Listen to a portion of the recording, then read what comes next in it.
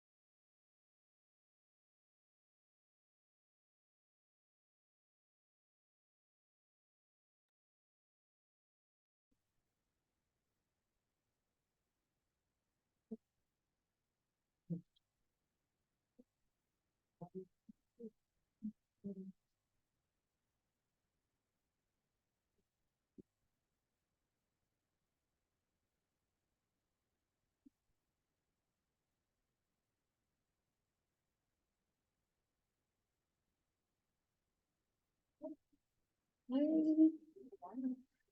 how are you guys? How How you love you? You too good, how are you? Hello. Recently getting water.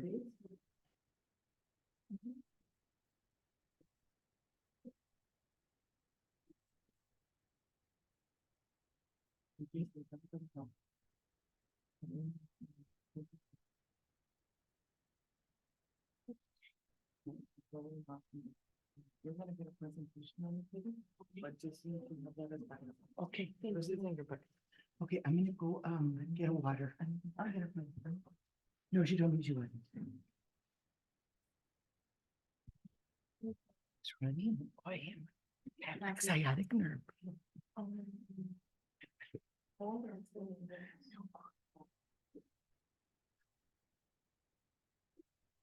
You're ready. I'm ready.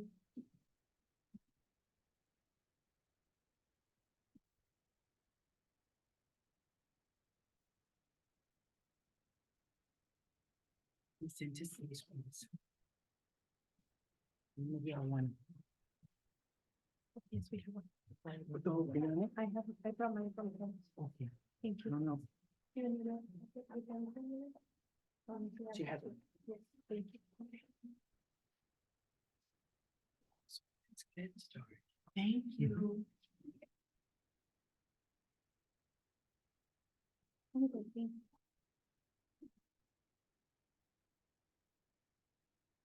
thank you. I can get us there.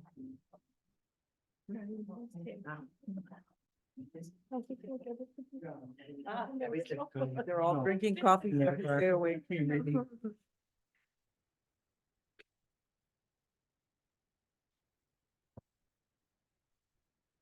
Hello, I'm gonna call the meeting to order. It is 5:32. And we'll start with roll call. Jackie Levin Ramos. Absent. Cindy Yendo, Present. Karina Caria Elizondo, Present. and Erica Benavides Garcia present. Okay, we can start with number 3, update on student life and engagement. Laredo College Fun Fest sponsored by AEP Foundation, Mr. Pedro Rivera.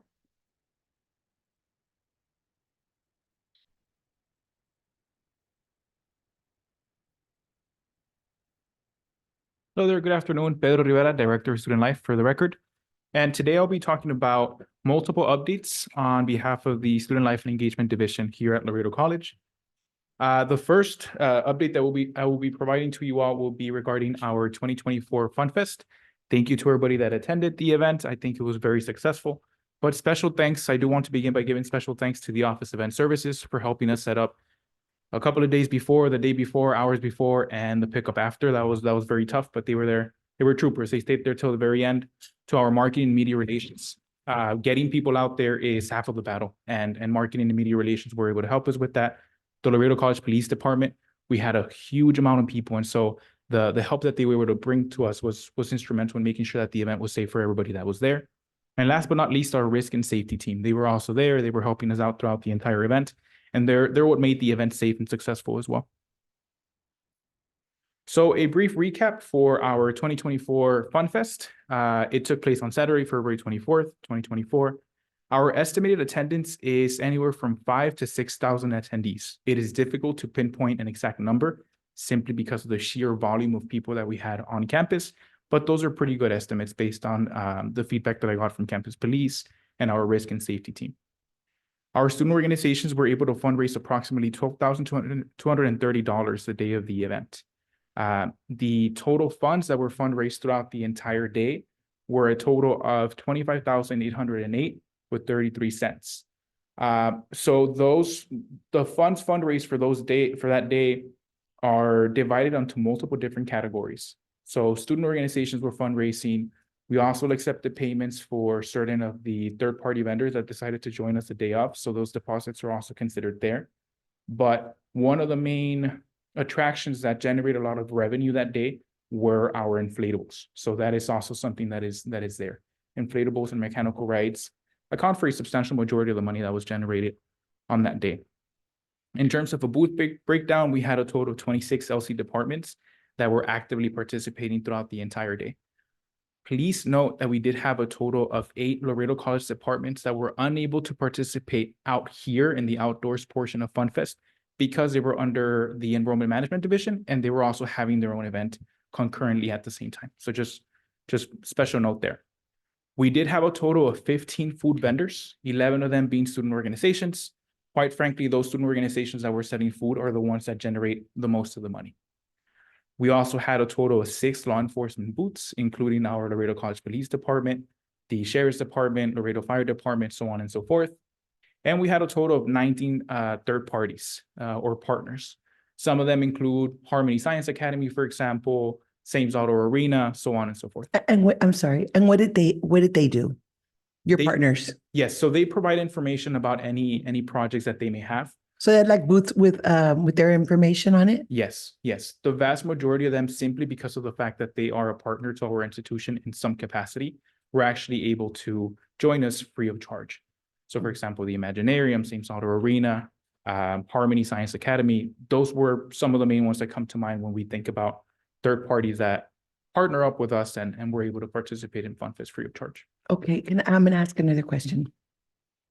So the student organizations, they fundraised $12,230, but out of your 15 food vendors, you had 11 organizations.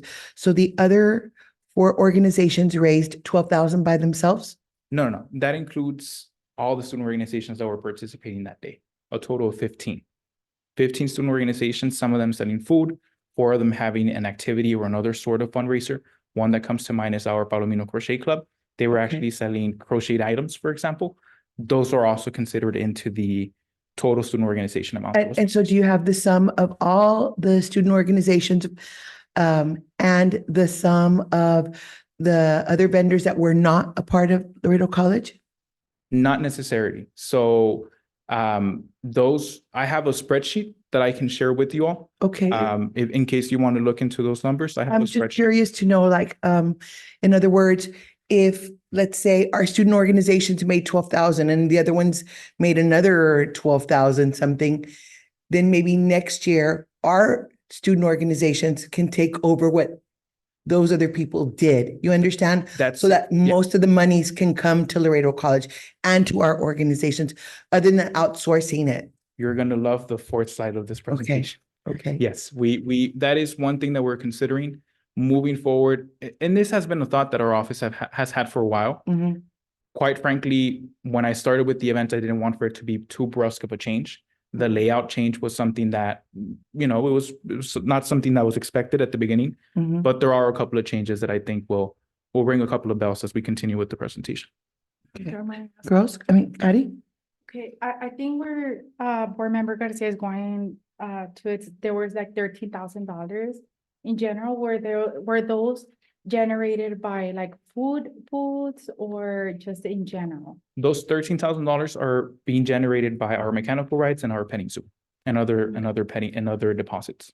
Other than food, in other other words. than food. Yes, yes. Okay. And of those, were any of those Laredo College vendors? Or were they outsourced? They would Laredo College vendors. So for example, the petting zoo is a great example. The petting zoo cost us a total of $2,000 to bring. Okay. Whatever revenue is made aside from those $2,000 is basically profit generating for the environmental center. Okay. So that is also thrown in there. Okay, okay. Yeah, that's pretty much it. In terms of the inflatables and the mechanical rides, we have to meet the cost that we have to pay for them to come over here. And whatever's made on top of that is revenue that we generate. Sure. But they were they were manned by organizations of Laredo College, or no? The petting zoo was Yes, they manned were? by the environmental center. The Okay. mechanical rides were manned by the Office of Student Life. Okay, perfect. Can I have I have a question? Okay. Miss, Madam President? Mr. Rivera, the inflatables and can you give us a breakdown of like what the inflatables did, what the petting zoos did, what the, and I think in your spreadsheet, you have it that way, if I recall correctly, just so that we see like, what was the highest generating booth?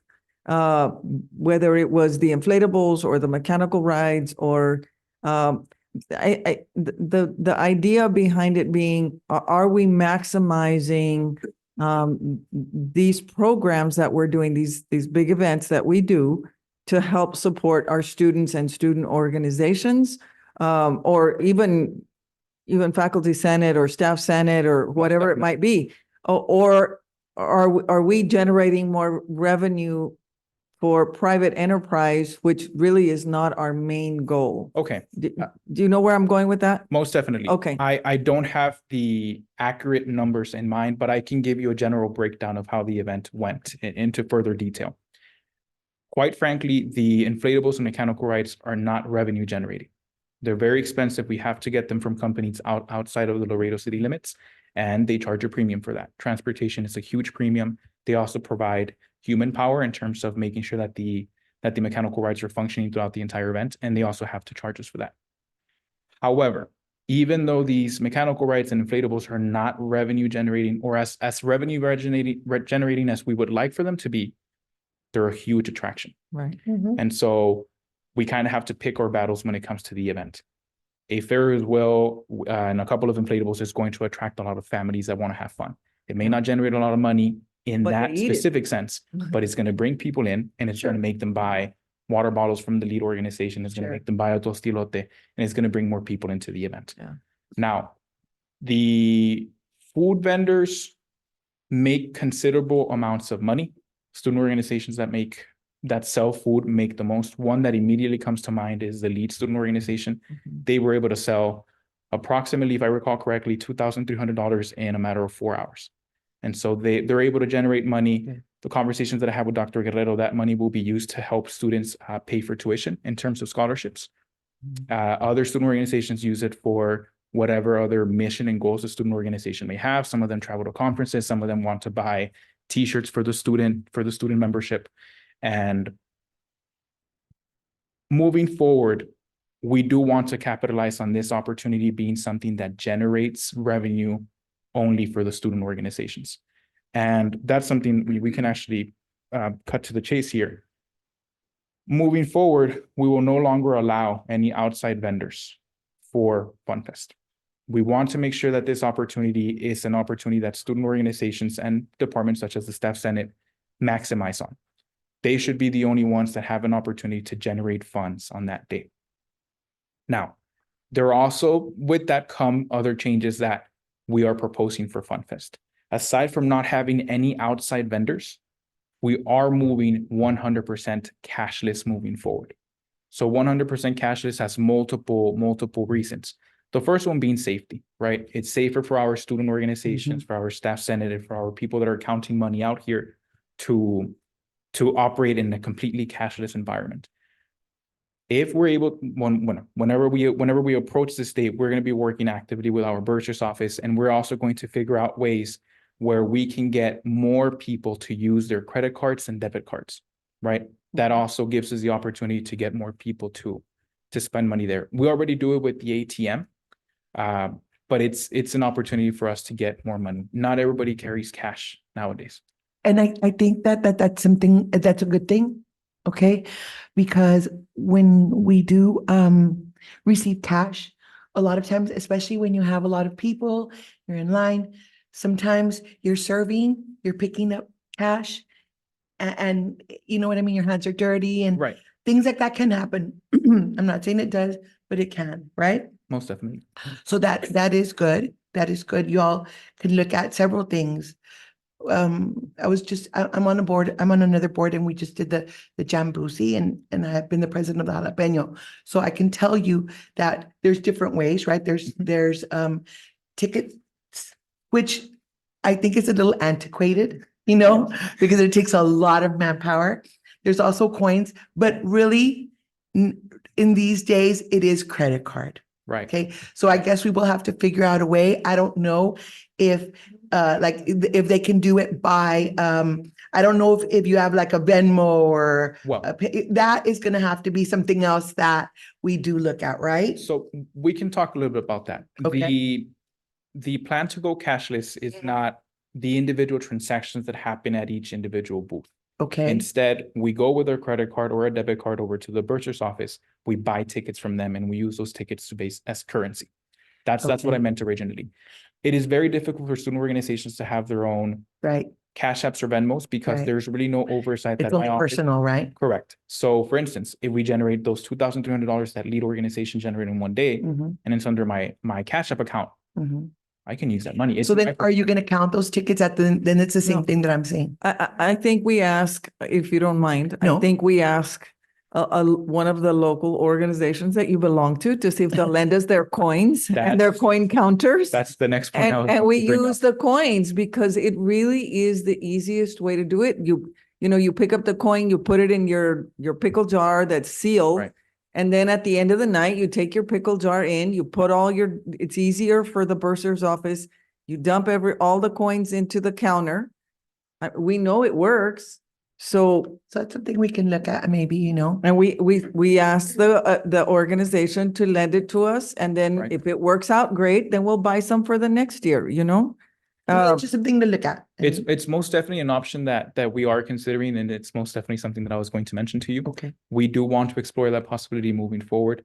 I think it's just the safest way for our student organizations to do business. And because we can use it for Fall Fest, for For Fun everything. Fest, for the car show, for Absolutely. everything that we do. okay. Yeah. Yes, Ms. Tando? Was there any free attractions? Like people that came in and just wanted to spend the day, enjoy the day, did they have anything that they could enjoy without having to spend? Yes. Most definitely. So our musicale and performances are completely free. We have partnerships with multiple elementary, middle schools, and high schools that come and participate in that and perform. So that is the number one free attraction that brings in a lot of people. But one of the main requirements that we ask of our LC departments that participate at FunFest is making sure that they provide an instructional activity that in one way, shape, or form ties in back to their mission as a department that is completely free of charge to anybody that may want to basically enjoy that activity. So the best way that I can describe it for you, basically anything from this tree on this side was free. Everything in the middle was food, and that was for logistical reasons. And everything over there was also, we would also charge because of were the inflatables that we had to get money back Okay. from. So we had like loteria, we had breeding time, Horse we had races. tic-tac-toe, we had the twister, we had, there were a lot of things that the kids could do that were free. That's Yes, good, because I think a lot of times, you know, if it's a bigger family, it gets Most a little definitely. expensive, and I think they come with the idea that they are going to have to spend a little bit on food, but they're also hoping that there's something for the kids to do most where they don't have to spend. absolutely. And one of the things that we decided to do a little bit differently this year is we invested $2,000 more into the trinket/prizes budget that we give to each department. And in essence, what we're trying to do there is ensure that the departments that were out there had enough trinkets and prizes to give to any individual that stopped by their booth for the entirety of the event. And so they did not have to spend any money, but aside from that, they could also leave with a good amount of trinkets. So for the nursing students and the ADN students were were doing heart checks and they would listen to their heart and they would, they were doing things that were educational but fun. The Loteria was a super hit.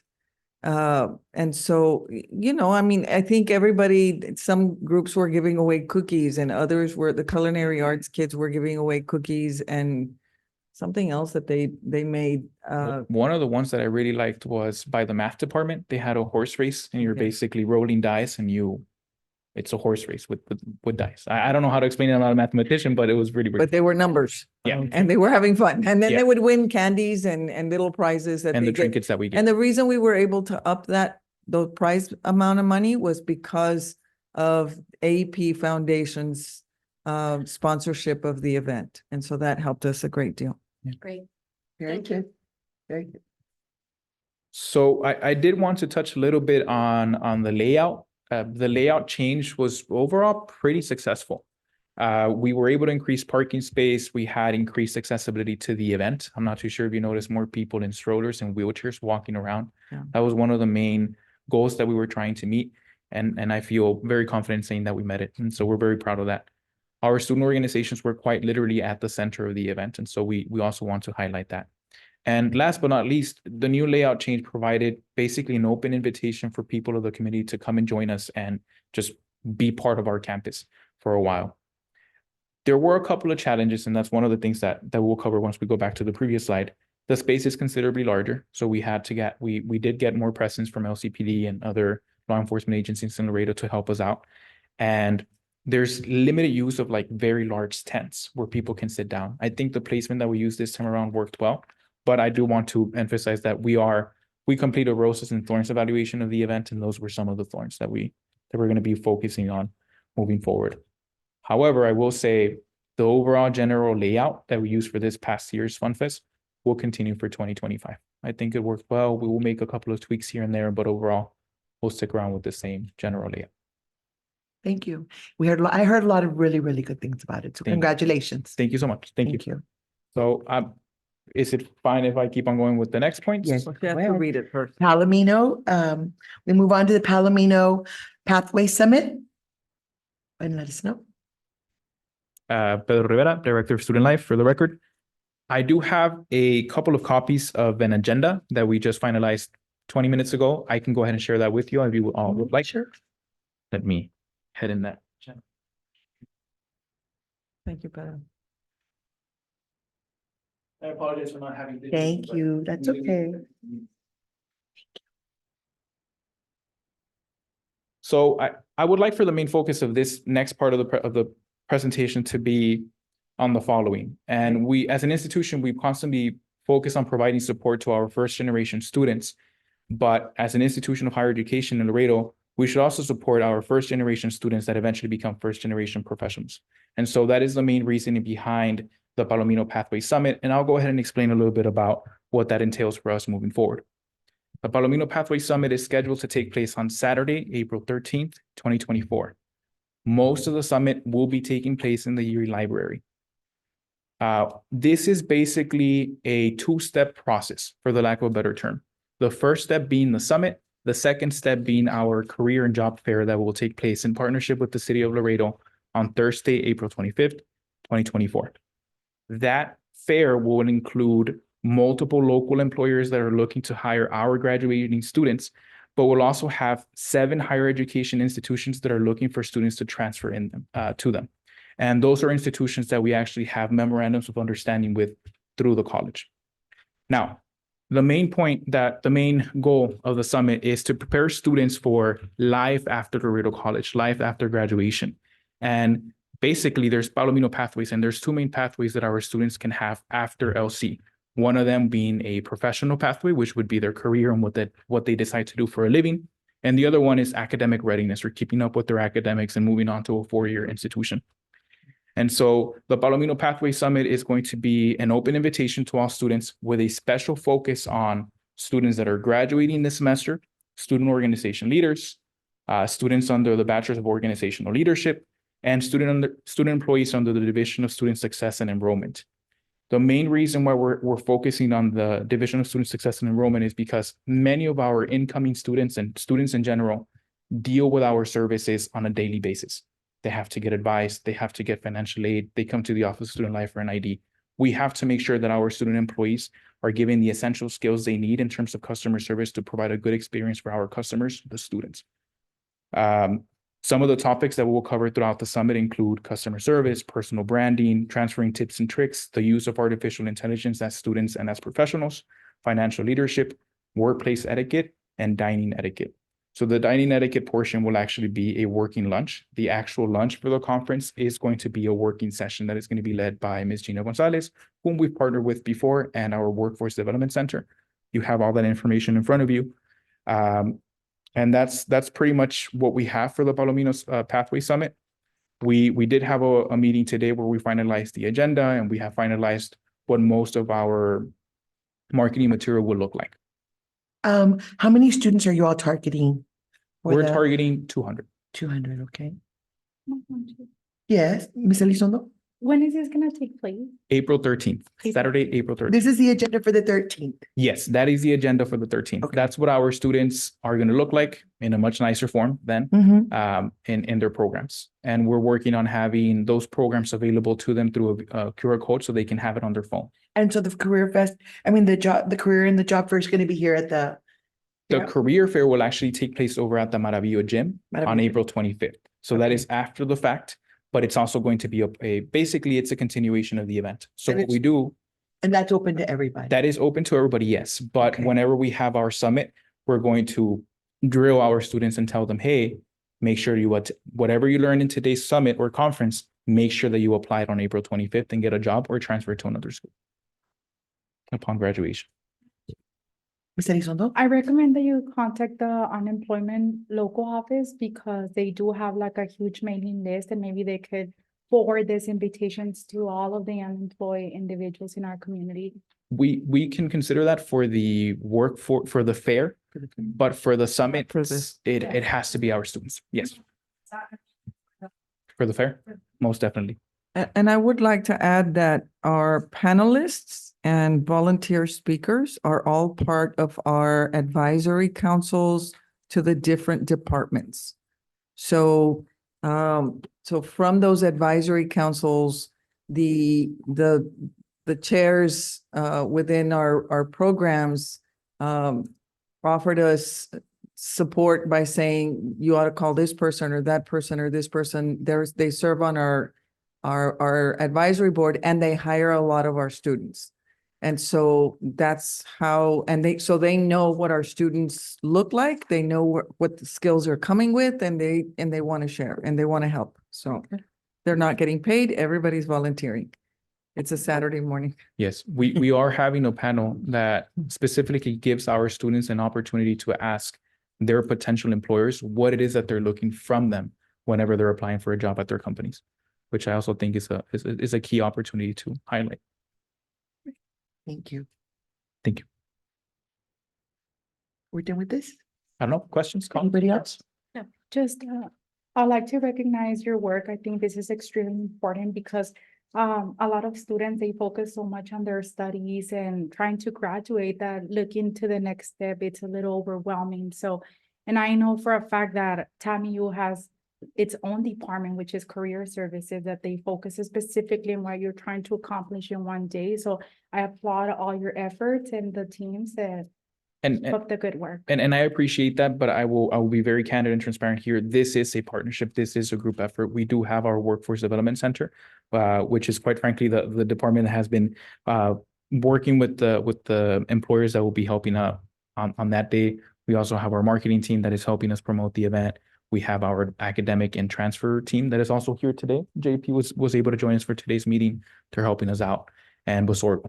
So it's a joint effort, and we'll make sure that we provide something that is substantial and positive for our students. One of the things we're trying to do more of is get the departments to collaborate with each other so that we build on the skill sets that each department has. And then as you pull all those things together, you end up with something this good. Yeah. And then ideally they'll regroup when it's over and say, okay, what did we learn? What were the thorns and roses, as Pedro likes to call them? Mhm. And then, and how do we get better for the next time? Right. Hopefully, we'll be able to get to a point where we do one of these every semester, every long semester, because it's difficult for us to afford financially to take 200 kids to a conference. Of course. The idea is, how do we bring the conference to our students and give them the specific skills they need to prepare for the workforce and beyond? Working together, they were able to come up with this. It didn't happen overnight. I know it's a huge group of people that have been working on this thing. And ideally, we needed to do it before the big job fair so that the students know how to plan and prepare Sure. for when the job fair comes around 2 weeks later. And so that's the whole purpose. We have a job fair every semester. How do we prepare our students for the job fair? Do you have the resume? What are you going to wear? What are you going to look like? What are you going to talk about? Are you ready? Do you have your transcript? All of those things need to be covered and talked about. But the essential skills, you all know them as soft skills. We're calling them essential skills Okay. that our students need and lack, according to a lot of the employers who we're talking to, are saying they don't show up on time, they don't come prepared, they're not dressed appropriately for the job they're doing. Those essential skills are the ones we want to target. How do you answer a telephone? Do you have enough in your backpack, as we call it, that has prepared you for a front counter position, or a teller, or an agent at an insurance company, or retail or whatever it is? Are you prepared for that? And so hopefully through these kinds of summits, we're able to really give them those essential skills they need, along with what they're learning in the classroom, to prepare them. Very good. Good, both of you. Very Thank you. good. Thank you, Pedro. And you. thank you to the team, to everybody. Most Thank you, definitely. guys. Thank you. Yes, for all your hard work. Next, we'll move on to food services report, Pedro. My Pedro Rivera, Director of Student Life, for the record. And today I will also be talking about the student meal plan. I have a couple of numbers that would, help us paint a picture as to the success of the meal plan so far for this spring 2024 semester. The total number of students that have been served are a total of 2,375. Out of those 2,375, 71% of them have used their meal plan at least once. Now, it is difficult for us to achieve a 100% participation rate for multiple reasons. But one of the main reasons that is not usually seen and not usually considered whenever we have these conversations is the stigma. A lot of our students, they need the help, but there's stigma surrounding getting the support and the help that we can provide as an institution. And that is one of the things that we need to consider whenever we have these conversations as well. But 71% overall, we're still not done with the semester. We're doing really, really well, in my opinion. The total number of students that have been served throughout the meal plan program existence are a total of 10,058. And that will basically include a couple of duplicates, right? We have a couple of students that were serviced during spring, fall, you name it. There may be duplicates there, but that's a good number that we can use to base ourselves off. And we have seen an increase in the total number of students that actually use the meal plan. And so for spring 2023, a year ago, only 51% of those students that were given a meal plan used their meal plan. And we analyzed the situation and we learned from it. And we have been emphasizing on using communication to reach out to our students and urging them to use this money and urging them to use the support that we're able to provide them. And we have basically been able to bump up a 20%, and we're now at that 71%. In terms of an average number of students that would use the meal plan on a daily basis, it is difficult to give that number. And there's many different reasons why. Friday mainly, right? A good reason is there's no classes, right? Or there's very little classes and students are not here. So it's difficult to give you a consistent number in terms of an average. But I decided to look a week ago, last Monday. And on last Monday, we had 691 students that used the meal plan on that one day. And the breakdown is as follows. 57 of them got their food from Gateway Bagel, 105 got their food from Eduardo's, 61 of them got their food from Sendero, 148 got their food from Taco Palenque, and 320 were served by Chick-fil-A. And so we can see a breakdown of how our students are using the meal plan. We use that as data, whenever we make our decisions. But a good approximation would be 600 students use the meal plan on a daily basis. And you can definitely tell that during the times of lunch at the Billy Hall and at the Kaizen Center. It's packed in there. It's very lively. There's a lot of people. There's music. There's conversations. There's people playing chess. And you can see how the meal plan is positively affecting our student life on campus. We will, however, have a couple of changes in store to the student. Okay. Sorry. Ms. Oh, no, Elizondo? it's fine. I have a question actually for finance.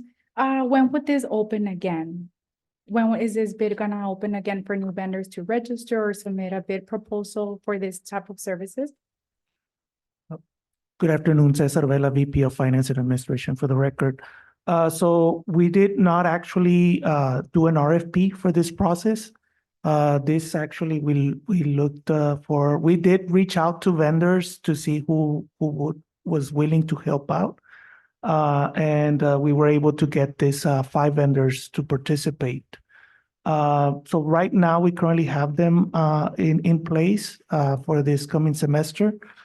We have reached out to other vendors. Unfortunately, based on volumes, they decided not to participate. One of the challenges that we have is that the space that we have, we don't have a kitchen area to accommodate all the vendors. So we've been reaching out to vendors that can actually bring their food already prepared to campus, because again, our space areas in our kitchens can only accommodate 1 or 2 vendors right now at the moment. Here at the main campus, we do have an area for that we can accommodate another 2 vendors, but not necessarily again in the kitchen area, but in the serving area.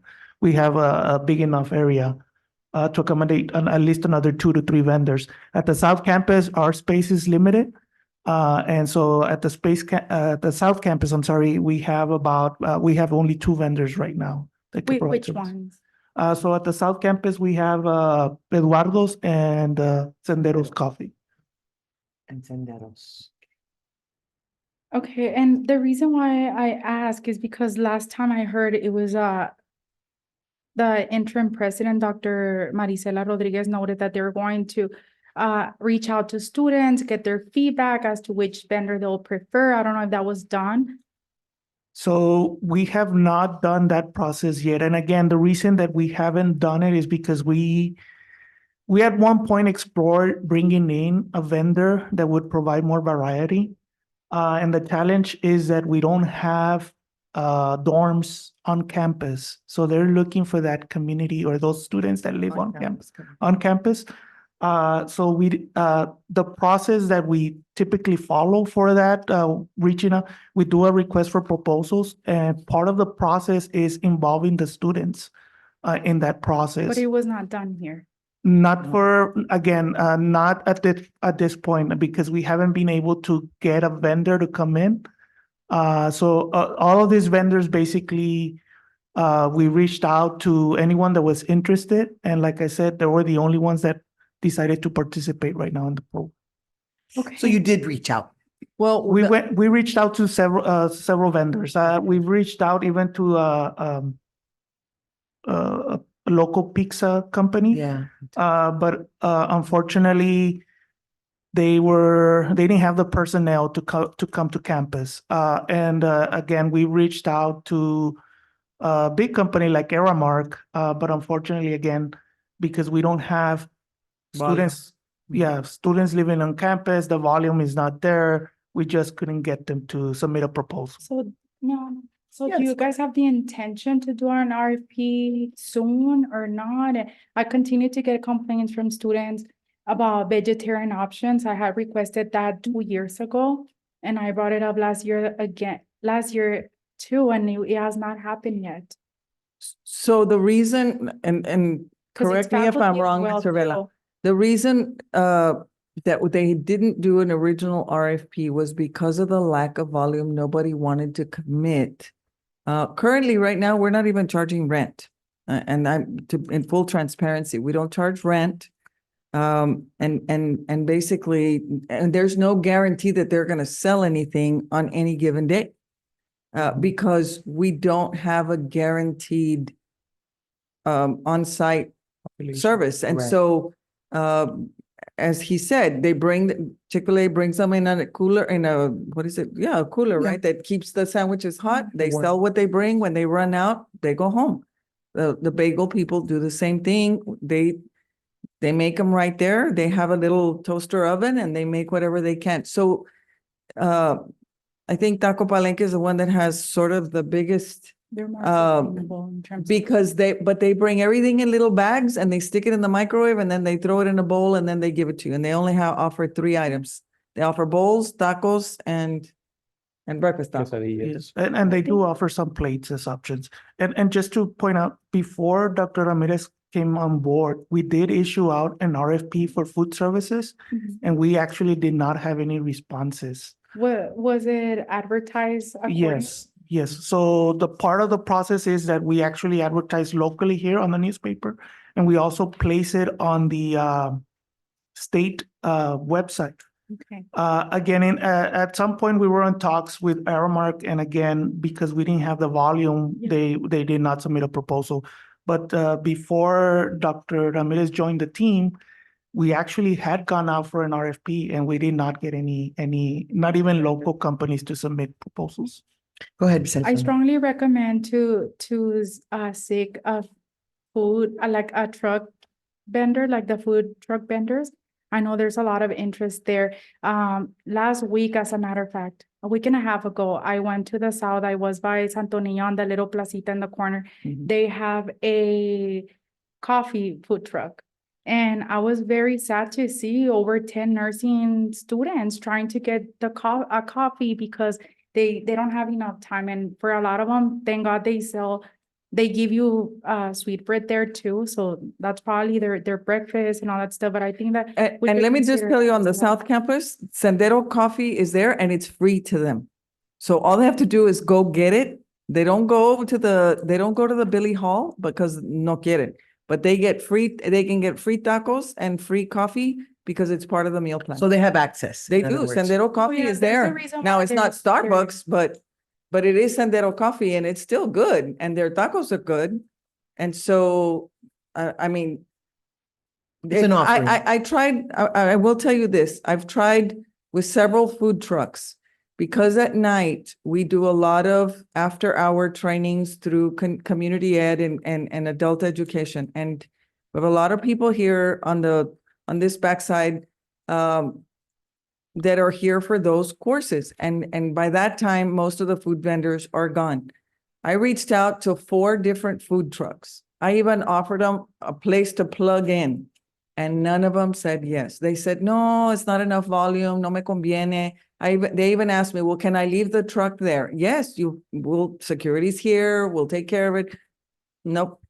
At the end of the day, none of those 4 truck vendors came and they said no. I offered for free. I wasn't even gonna charge them to come set up. And I told them about the meal plan and how they could use and they still said no. Well, maybe what we could do, Ms. Elizondo, if you know those people that are interested Forward in, them to us. in maybe having something at the South Campus or here, Forward the names. forward the names or, get in I touch will. with these. And that's how, we can work with them because it seems like they have done their due diligence. You know what I'm saying? Especially like in the South Campus, because here, I mean, we're close to the downtown area. There's a little bit more They light. have more over there than we do. I know, I was gonna say Because they have downtown, there's not McDonald's, much. They have Whataburger, they have Taco Palenque, they have. They have the Taco Circle Tote. Ks. They have all that everything. thing. We don't have anything here. Nothing. The closest thing is what is it called? The Stripes Stripes, on Santa Maria. gas station. And other than that, Danny, there's Danny, but I mean, that's, yeah, a restaurant. You know what I'm saying? We are working on having Chick-fil-A be a vendor over at the South Campus as well.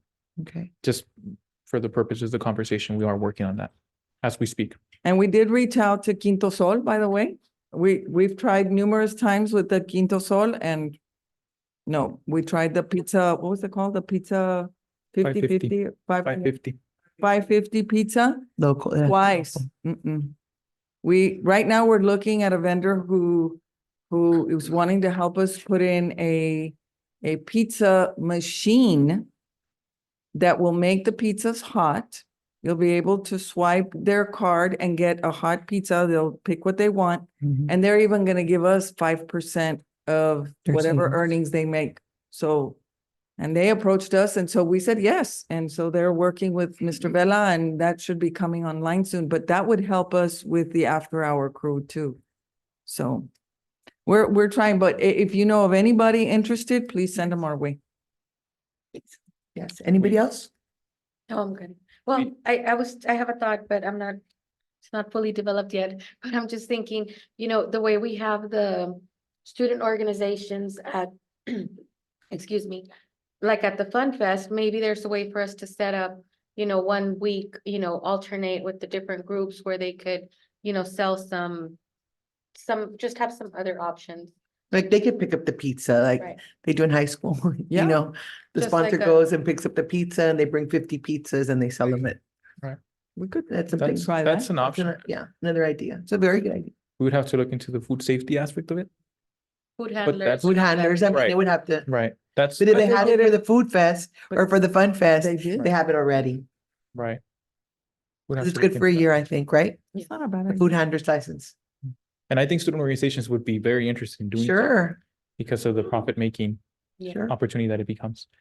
We are Thank you. making some changes to our meal plan. We are trying to basically make it a little bit more cohesive in terms of our on-campus population, and that basically includes staff and faculty members. And so I do want to emphasize there is an active collaboration between Laredo College and our on-campus food vendors. Just last week, we had a meeting with our food vendors where we talked about everything and all the changes that we're bringing to the meal plan. One of the things that we'll be doing moving forward is actually launching a faculty and staff meal plan. And the partnership that we're having with our food vendors is basically ensuring that meals or meal combos, for the lack of a better word, don't exceed $10. And the main reason why we're trying to do that is because we're using this as a selling point for the meal plan for faculty, staff members, and for students. Not only is it convenient and fast to eat on campus, but hopefully these partnerships that we're working with Mr. Vela, the Office of Student Life, and our vendors means that food is also a little bit more affordable on campus. Okay, so faculty and staff I get, but students, is it not going to be free for them or how does that work? We're working on finding additional donors and figuring out where we can get funding for that. Money runs out. And So then we're near you're not going to have a free program next year. Is that what you're looking at? Yes, we are. what Okay. we are going to be having a free program to Okay. the best of our ability in terms of the money that we have available. We are working on finding ways for students to use their financial aid to purchase these meal plans as well. So when we go through the budget process as a board, Mhm. that is one of the areas of which I'm going to recommend that we fund as an institution, which would be our meal plan based on an average of what we've done in the last 2 years when we started the program. Okay. Because ideally, yes, I would love to eventually transfer over to students taking on some responsibility for their Mhm. meal plans. But right now, I don't think we're there yet.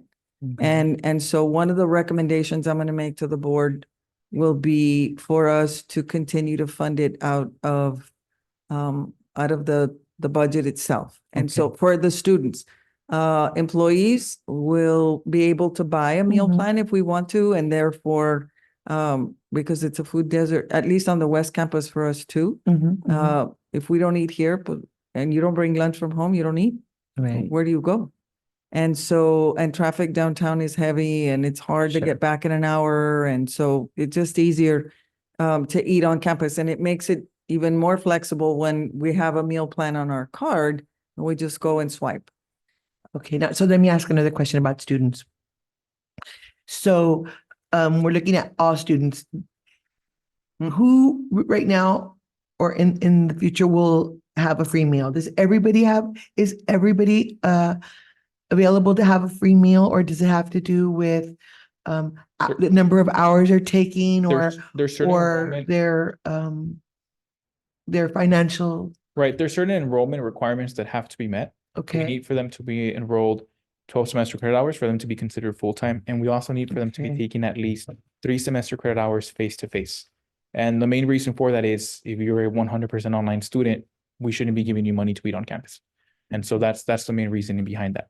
However, once we transition into making sure that students are able to put in a little bit of their own money to get this meal plan, Mhm. that basically opens up the playing field for anybody that is willing to invest this money and potentially get something that is more convenient and more affordable for them. And will they, will they buy, is it gonna be like a little debit card that they're gonna put money somewhere and then they're just gonna swipe like a That- card to get this Great meal, or Yes, or so are they gonna pay cash for this that would meal? be on their student ID card. Okay. And for the faculty and staff members, it would also be on their faculty staff ID. Okay. And that ID system is already up and running. That's what we've been using for the past year. And it also gives us, it makes it easier for us to focus on the importance of a student ID on campus. And so Mhm. it gets two birds with one stone. Very good. So ideally, it's a retention. Most This is for definitely. retention purposes. Yes, we have a lot of food insecurity and we want to meet the demands of that, because in addition to the meal plan, we also have our food pantry. And so Right. students can actually go to the food pantry and pick up whatever they want every day if they want to take home for dinner. Right. And that is not, there is no minimum requirement. You just have to be enrolled. You can be enrolled in one class, you can be enrolled in two classes. And when we say enrolled as a full-time student, because we're mostly on 8 weeks, you could be enrolled for 2 and 2. Mhm. And that constitutes your full-time enrollment and therefore guarantees you a meal plan for both semesters. Okay. Thank you for the record. Celisonda, go ahead. It says one of the students noted, the only thing about the coffee shop is that they're super limited. By the time we all go, they run out of sandwiches or certain items, so it kind of, So that's good to know. and then it says, lots of us leave for coffee at McDonald's, the gas station, or anywhere else because the campus one also closes on Fridays. They don't open at all, and Laredo doesn't offer iced coffee or anything, so I'll refer That's the good. students to you all, Mhm. because I mean, It's not okay. No, and we need the feedback. Yeah, they need the feedback. In terms of, try to increase like face-to-face interaction. Most so, like, definitely. we need to make it more possible for everything. And for us, it might just be like coffee or a warm meal, but for them, I mean, this is their career, they're students, right? And we need to make anything possible to help them feel more at ease. so in terms of student feedback specifically for the food that we have on campus, that is one idea that our division has been, sending to our Student Government Association. And members from the Student Government Association will also be part of the Student Food Advisory Committee. And that is something that we're doing through our end of things. And those students, trust me, they're outspoken, they're articulate, and they'll make sure that make their thoughts heard. Can you repeat something? You said runs out of coffee too early and runs out of sandwiches. And what was the second thing she said? It says, the only thing about the coffee shop is that they're super limited. By the time we all go, they run out of sandwiches or certain items. And then it says lots of us leave for coffee at McDonald's, a gas station, or anywhere else because the campus one also closes on Fridays. They don't open at all. And Eduardo doesn't offer iced coffee or anything. It would be cool too if they offer something else besides Eduardo's. So I'm sure the coffee truck will, cause I met like 10 students at that coffee truck. And I did talk to the owner and he said that there'll be more than willing and able to provide coffee at our location. So if space is an issue, maybe we should see other food truck options. That's gonna be part of our master plan. Okay. Sorry. Thank you. The Office of Student Life, I can tell you this confidently right now, we'll be working on creating a survey in partnership with other departments on campus, and we'll put it in our food area so that students can submit their feedback there. We'll And take care then of that please, by the end of the just week. on the survey aspect, please try to make it as reach as many students as possible, as opposed to the athletic survey that was sent to just athletes. So I think we should just like be fair and try to cover as many students as possible so we can get a fair and true answer to what the needs of their students are or their desires. We will do a food satisfaction survey. One immediately comes to mind, we can put it in front of the food vendors and they have to abide by our rules. It's our space. And we'll also find ways to send it online. We'll take care of that by the end of the week. That's not an issue. Thank you. Anything else? I'm not Anybody sure I else? don't understand what you're talking about, but we'll talk about that later. Okay, about the survey. Okay, we It's can on talk the- It's on offline. the record. I Okay. can tell you Yeah. the date. Anything else? Anyone else? Okay, Thank you, Pedro. thank Thank you all. you. Okay, then we'll move on to number 4A, transfer services, Ms. Rebecca Herrera and Mr. Juan P. Garcia.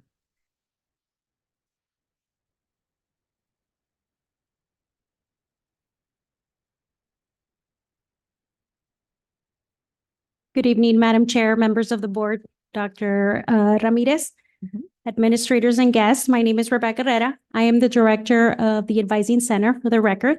And with me today, I have a co-presenter. Good afternoon. My name is Juan Pedro Garcia Jr., and I'm the advising coordinator for the Advising Center, for the record.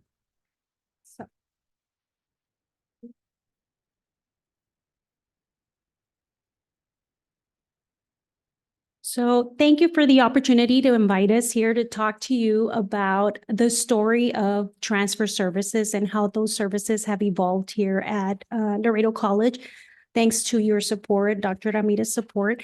So we want to share with you some history and where we're at and where we see these services moving forward. These are part of the Advising Center. The Advising Center has two primary services. We have academic advising. We offer academic advising to our students as well as transfer guidance and support. Our student focused population is those students who are pursuing the Associate of Arts or Associate of Science. These are students who are intending to transfer to a four-year institution to complete their bachelor's degree or master's degree or beyond. Okay. The way these degrees are designed is the degree requires a 60 credit hour completion in order to earn the degree. 42 credits are the core, also known as the basics, and then 18 hours are your field of study electives. Those electives, it's important to mention that we do need to know in order for us to make the proper recommendations for the students, we do need to know what school they're transferring to and what what major they want to pursue. And so this is where advising services and transfer services overlap, right? And so historically, advising services was a basic service that was offered from the advisors, and what that entailed was providing students support with how to read the plan, make course recommendations off of that plan, provide them information about the degree requirements from the four-year institution, give them information about scholarships for that institution as well, help them with applied texts, just provide as much resources as we could for our students who were transferring, right?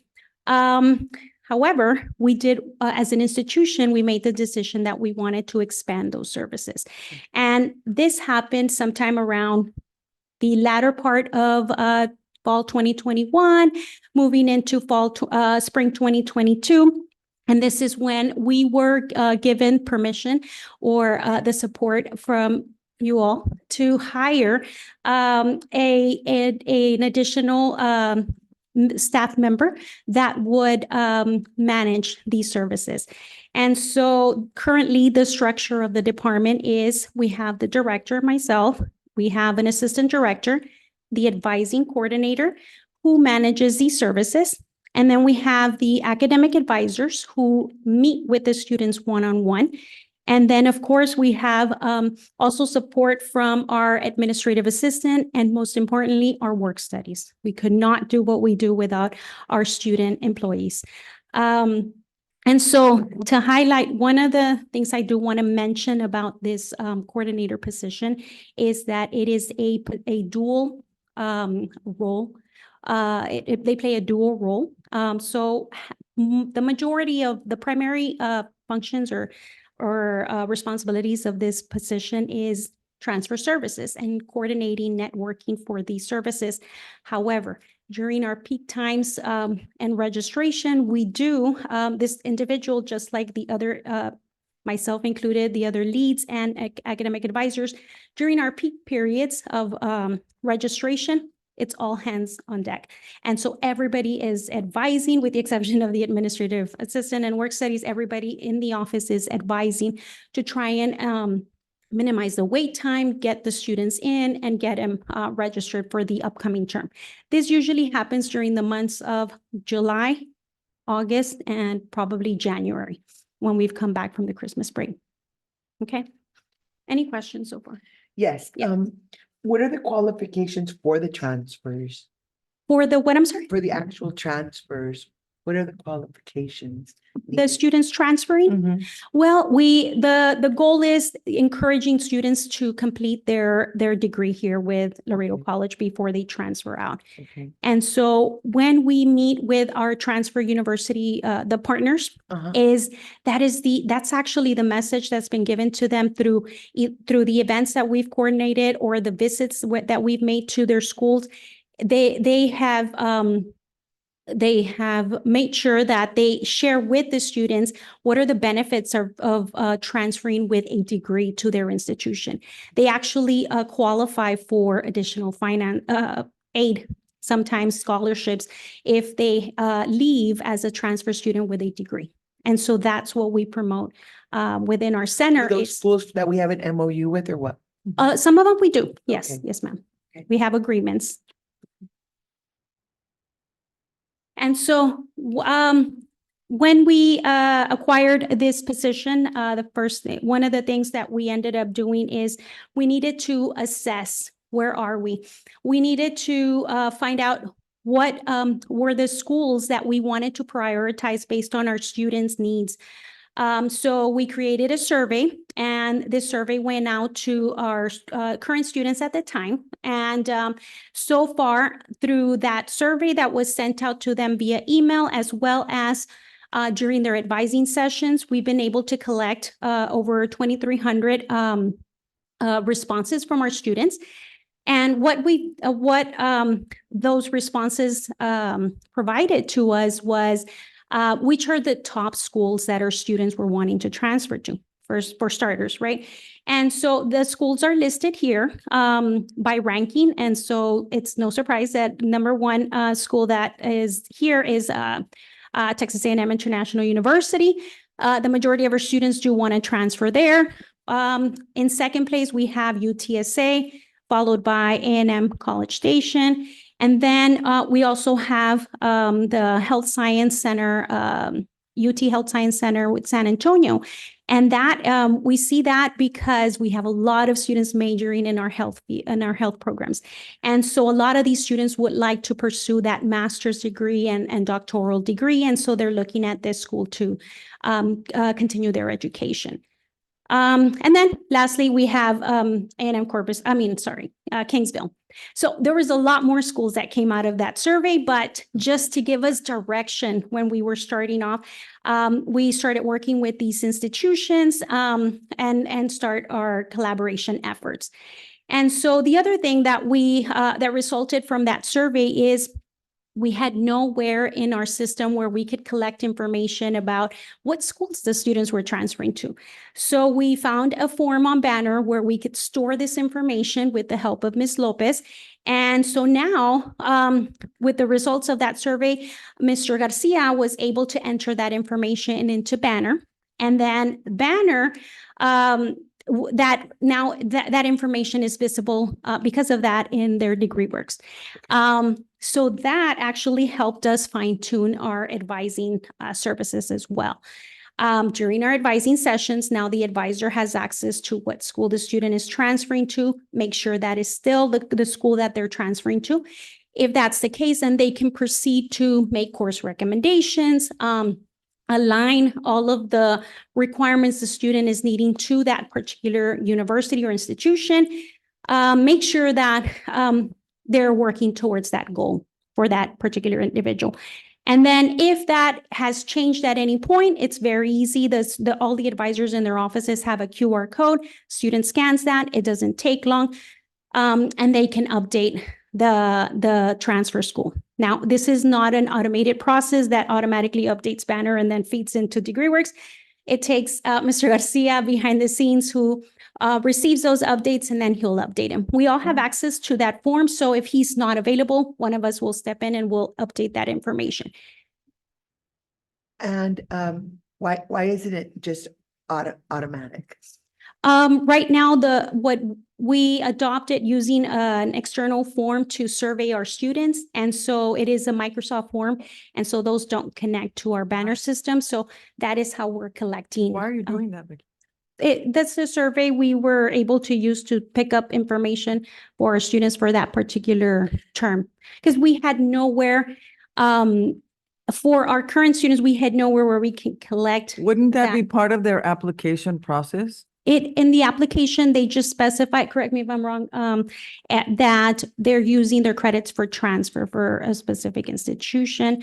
But it does not include what school they're planning to transfer. So one of the things that we're trying to get the advisors to understand. So for example, Texas Women's University is not listed up here. Okay. Texas A&M International University, TWU, and UTRGV are giving automatic scholarships to our students if they transfer with an associate's. Okay. Students wake up thinking, oh, I want to transfer to Princeton or Harvard. Mhm.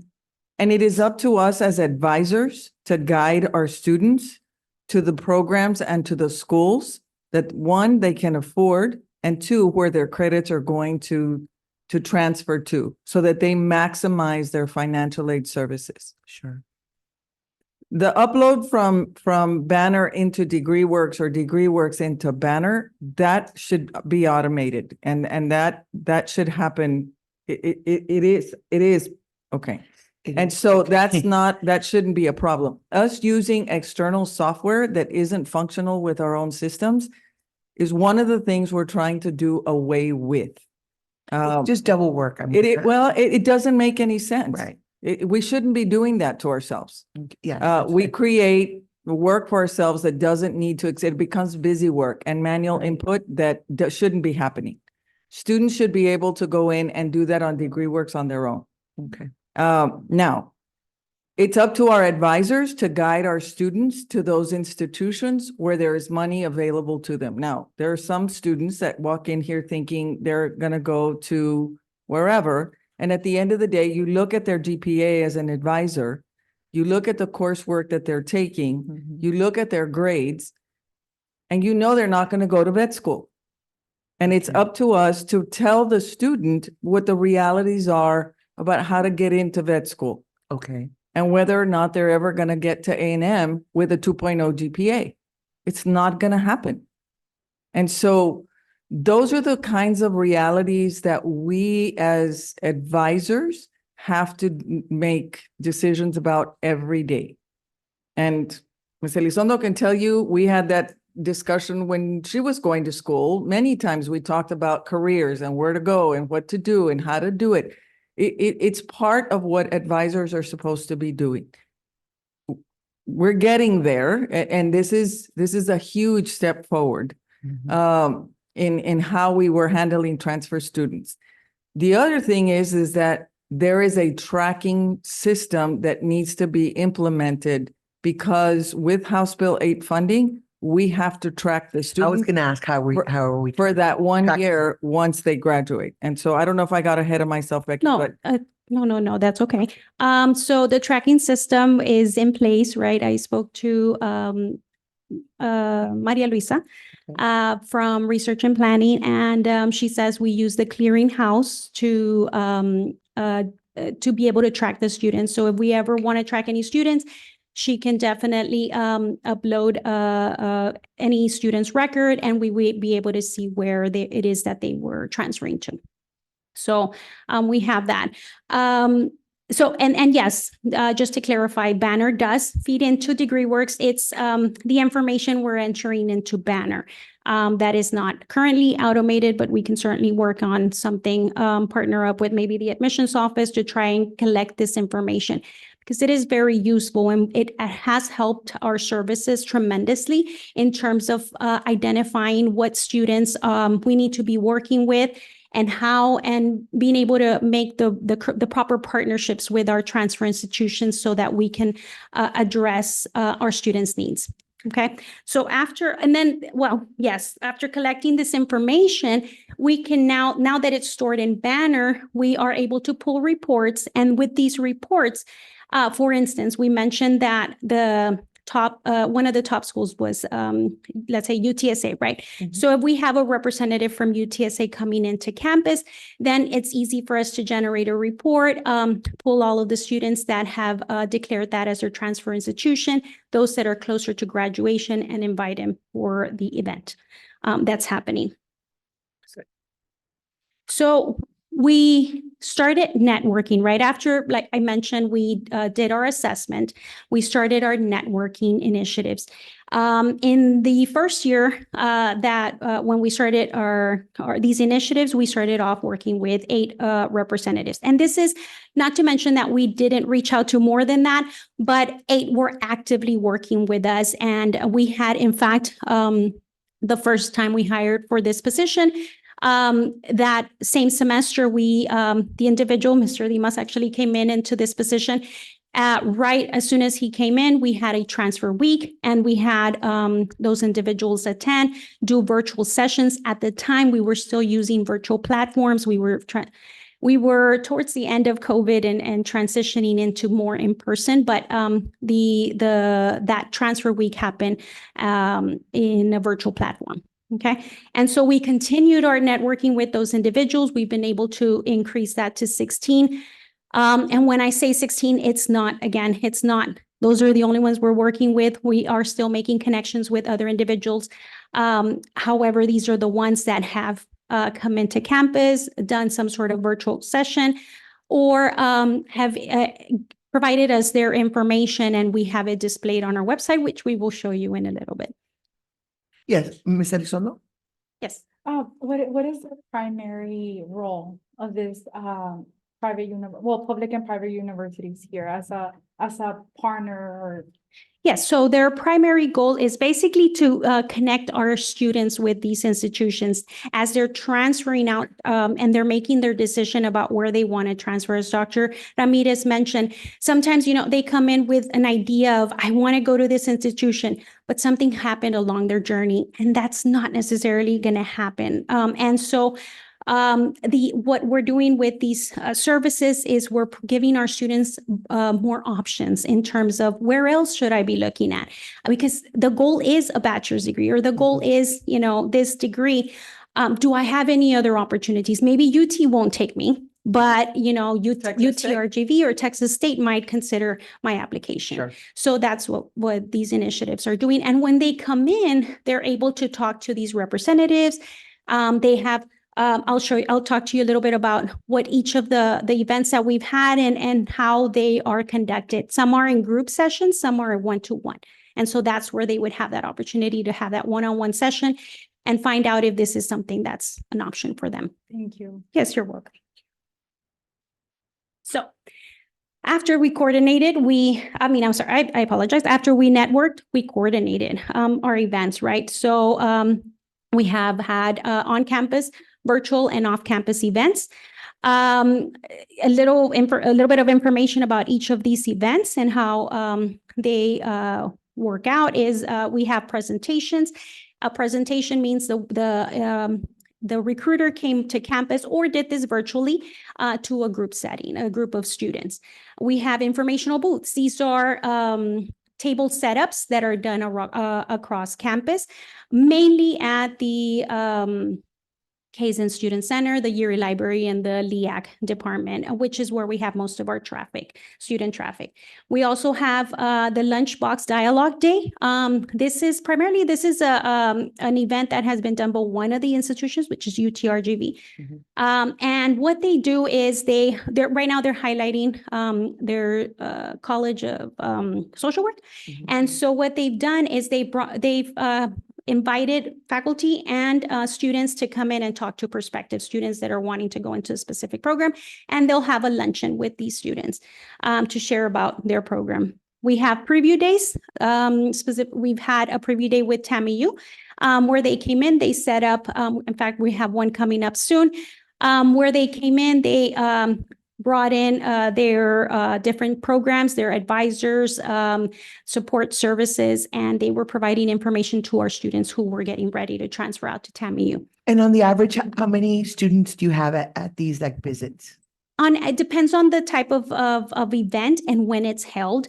And we've mentioned this to the recruiters, if you have an event within the morning, you might see a little bit less traffic, maybe 10 students or less, just because that's the time when When they're most going students to are in school. class, right? But then these individuals sometimes have the visit has multi-purpose. So they're coming from out of town, they're visiting us, they're visiting the schools. So a lot of times that's when it worked out for them. But we also, an average, and again, it depends on the event, like our transfer fair had a really good attendance during the fair. I know we've had some representatives say, I couldn't even take a lunch break because it was back-to-back students with us. So that was really successful, and it was the first one we had, which is the next one I was gonna mention. But yes, it varies depending on the school that's visiting, and then the type of event and the hour. Question, Ms. Elizondo? I just want to say thank you for repeating yourself. I just noticed that you answered my question, so don't be afraid to say, Ms. Elizondo, it's coming up on the next slide. Please wait. No worries. I don't mind I at all. appreciate it. Thank Yes, you. of course. Becky. yes, may ma'am. I- Yes. Yes. Question, you said that you send the invites to the group of students who have indicated that that's who they want to go to. Why would you not invite everybody? We're inviting the students that we do through social media.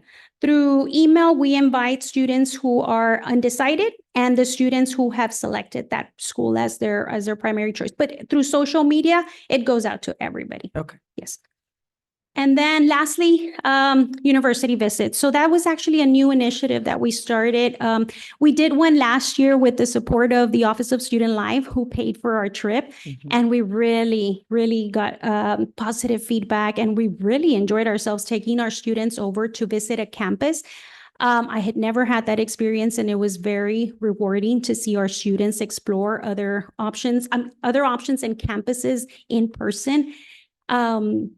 Can I Yes. ask, how many students did you take? At And the time, how it did you was- choose that? How did you choose what students to take and how many? Yeah, so the school that had reached out to us to do this was A&M Corpus Christi. We had just gone to sign an MOU with them. Mhm. And so we had this discussion, this conversation. We were excited about it. We didn't have a budget for it at that point, but we, thanks to the support of Mr. Rivera, Mhm. who helped us get the funding, we were able to take 10 students on this trip. And was it 10 or at the end of the, I think it was 7. Oh, I apologize, because some of them did not show up at last minute, but the idea was to take 10 students over. They were invited based on the school they were transferring to or undecided. It went out to all the students based on our limited budget, and being that it was our first trip out of town with students. We capped the limit at 15. 10 ended up deciding to go, and then 7 ended up showing up. But you that did day. offer it too. Oh, yes, ma'am. And yes, of course. We do concentrate on the population that is gonna graduate. Okay. And then we go ahead and open it up to anybody Okay. else. Yes, because the goal is, like I mentioned, we want to make sure our students graduate. They have more The opportunities with the students with transfer. associate's degrees Yes. or certifications or Something. like something like that. Yes, we want to get them prepared to just smoothly transition over to that bachelor's degree that they're going into. So if they've done a certification, we do still have the opportunity to keep them here and continue taking courses to then prepare them for that transfer process. So within our first year, we coordinated 28 on-campus events, 13 were virtual. Again, a lot of representatives at this time, we were just getting to know them. Some preferred to do the virtual. And so that's why you'll see a higher number there. But as they got to know us, they started coming to campus more and more, right? And then we had one off-campus event, which was our visit to Texas A&M Corpus Christi. And then this year, thus far, we are at 57 on-campus events, 5 have been done virtual, and then 10 off-campus events, with one of those being our visit to Texas A&M San Antonio, which happened the day before we broke out for the spring break. We took another 10 students over to visit A&M San Antonio. And then we have one more visit coming up next month with Texas A&M Kingsville. And for that one, we do have 30 students that have signed up already for that visit. And lastly, in regards to the events we've been able to coordinate, is we've also been able to secure some professional development opportunities for our advisors. And how we've done this is we've invited the advisors or representatives from these institutions to come and speak with our advising team and provide updates about their programs, admissions criteria, and all of that. All in the effort of having the most up-to-date information so that we can provide to our students. And so we have 3 more schools that hopefully we can add to this list soon, which would be A&M, the College of Education wants to come in and do that presentation for advisors. We have Texas A&M Kingsville, and then Texas A&M San Antonio. So those hopefully will be coordinated within this month or so, and we will be able to include those in the list. Anybody? Anything? Okay, thank you. Yes.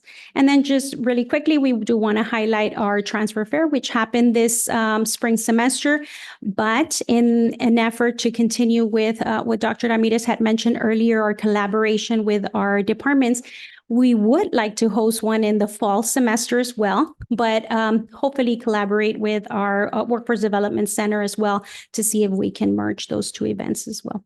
So that's what I was going to ask also. So then we only usually have it in the spring, but we're going to try to do it in the fall and in the spring. Yes, we Okay. started with the very first one. This is actually the very first Okay. one we Okay, ever perfect. hosted here on campus, and it was done in the spring semester. So the goal was to do one in the fall, but we would definitely like to collaborate with our other departments. And then last part of my presentation will be just to I wanted to share with you the information about our university visits. And if you don't mind, just share 2 testimonials of our students who went on these visits. Hello, my name is Anissa Rodriguez. As a member of the LEAPS program last year, I got an invitation from the Advising Center to participate in a preview day at Texas A&M Corpus Christi. This was a great opportunity because as a kinesiology major, I was able to find out about their biomechanics program, and I got to speak to admissions there to find out about all the scholarship and financial opportunities. I'm just thankful to have had this opportunity from Laredo College to really explore all my educational opportunities without any cost to me.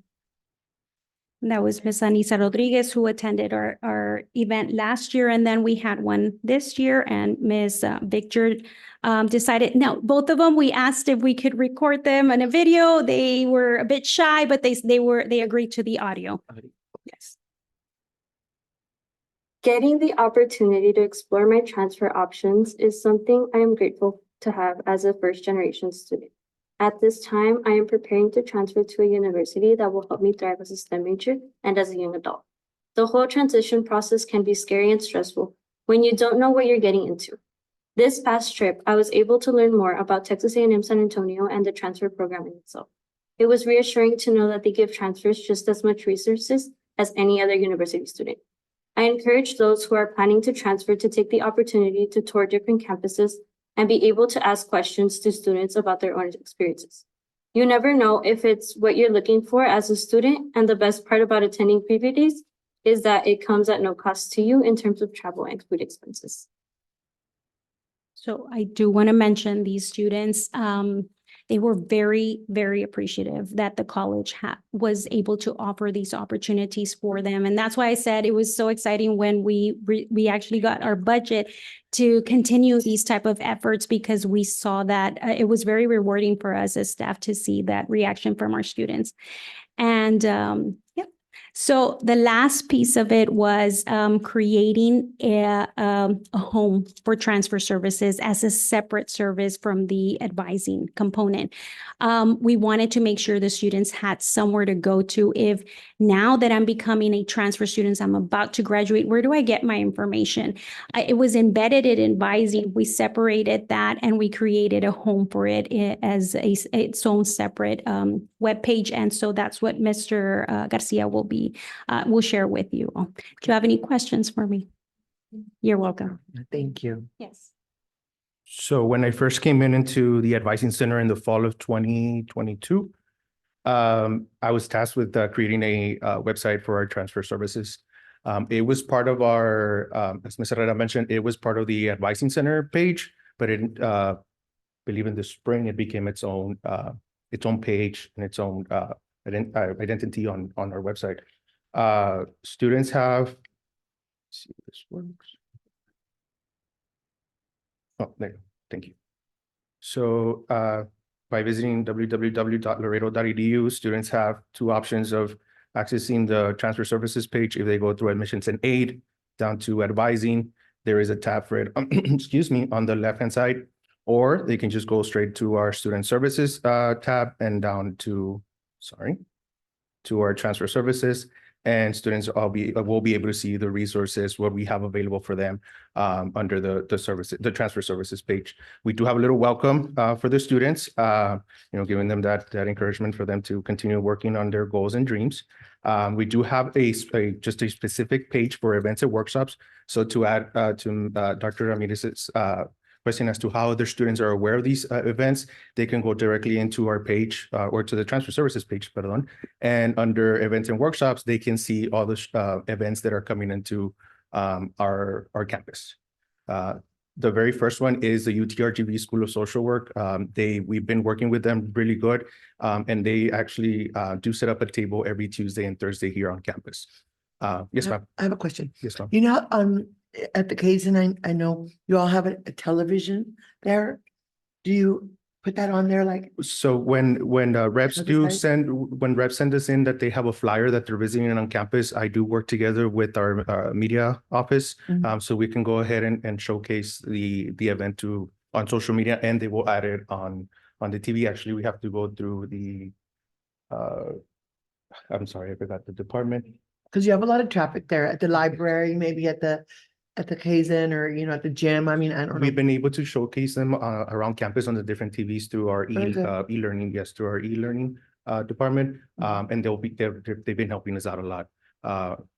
Correct me if I'm wrong, I believe it's e-learning. So through them, we've been able to get the assistance in addition to adding them on our campus. So again, other schools that will be coming in, and we do have the option of adding a flyer if they do provide us a flyer. So for example, Western Governors will be here tomorrow. They provided a flyer, and students can easily click on the flyer and see where they're going to be on campus or where they're going to be on campus. So all of these are the upcoming events. We also promote any preview days, as Ms. Herrera mentioned on the presentation, for the students to actually visit their campus, and they get to like an open house type of event over at their campus or whoever's having their fairs. If we continue on, we do have a specific spot for a directory for contacts. So students are able to go in here and say, I want to transfer out to San Angelo. We actually reached out to the reps, and they were able to, I was able to get a picture of them. I did ask if it was okay with them to go ahead and showcase a picture of themselves so that the students can see who they're talking to. Familiar. Yes. They did provide they were able to provide their phone number, emails, and then if they have a scheduling page, they can they can easily just click on it, and they'll be able to schedule an appointment with the reps. As mentioned before, we do have about 15, 16 schools that we have already reached out. We're still working with more, and hopefully we can add more to this page. After that, we do have other resources for transfer students. One of them being the big picture, or I'm sorry, the big future, pardon. It is part of the College Board. So students are able to go in there and kind of don't know what they want to do. They get like a survey, and they get several questions, what major I'm looking for, maybe what, with city, maybe not necessarily, but what financial they do offer, and students are able to do that survey through them. College for All Texans, there they do offer some transfer tips. I'm sorry, as to, what is the difference between transferability and applicability, fields of study. This is something that we're working on through the Texas Direct, where students are allowed to do, well, before it was field of study, now it's called Texas Direct, and our TCCNS, which is the Texas Common Course Numbering. In this one, students are able to go in there and compare our schools. So see what courses they could take with us at Laredo College and how they would transfer out to the institution they're transferring out to. Ms. Elizondo, go ahead. I'm glad that you guys added the field of study because sometimes it's not that they don't have the grades. Sometimes they're under the impression that every university offers every possible degree, and that's not true. So I'm glad that you guys did that, and I love that comparing. And the more classes. resources are to come. So we're still working on the page this week. And I think also when you are exploring fields of study, you start narrowing, I want to say like narrowing the classes that you need to take. Instead of like, because sometimes you don't even know what you want to be, Honestly, I mean, when I first went to college, I wanted to be an accountant and that's not what I was, And so it changes. So I think that when you look at the fields of study, you start narrowing your vision as to, okay, I need to take this course, and does this course transfer, like things like that. And that's super important, We also have a tab for FAQs. So students, most of the frequently asked questions, students are able Right. to Okay, go ahead good. and click, and they'll get some of them do have a link. So let's say, for example, sorry, not that one, is how do I order my transcript? Students can go ahead and click and they'll be able to order their transcript from there. And last but not least is for our university reps. So whenever I reach out to reps, I do send them this link, and they're able to schedule or set up so we can go ahead and schedule their visit to campus. Very good. Any questions? And ladies, Dr. Ramirez, I'm good. thank you. Thank you. Thank you. Thank you very much. Thank you for your hard work. Next, we have an update on enrollment management. 5A, banner communication module, Mr. Jorge Dimas.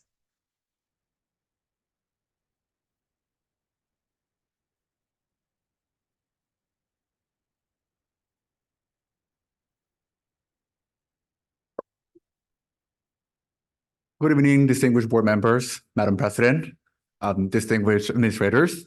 My name is Jorge Dimas. I am the Director of Admissions here at Laredo College.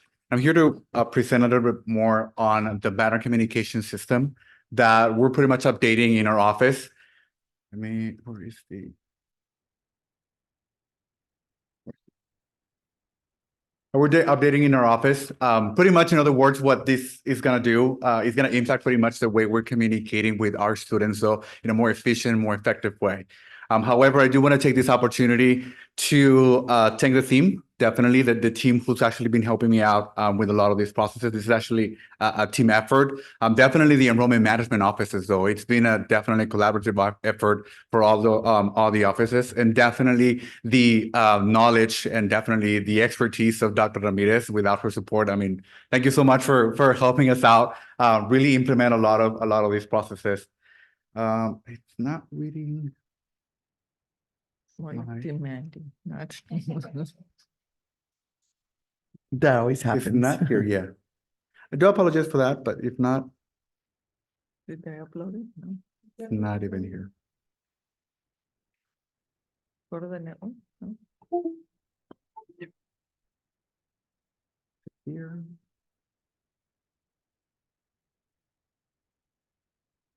It's not reading it.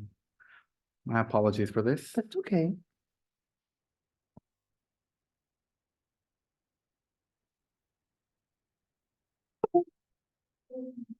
You can tell us. I mean, No, I don't know what they're presenting.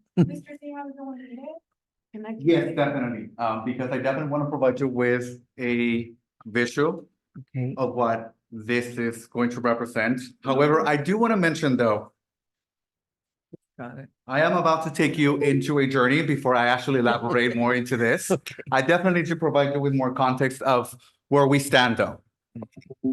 And what has taken us basically to get here. So I do want to provide you with an overview pretty much of where we stand. Definitely where we at today and where we're heading as an office and definitely as an institution.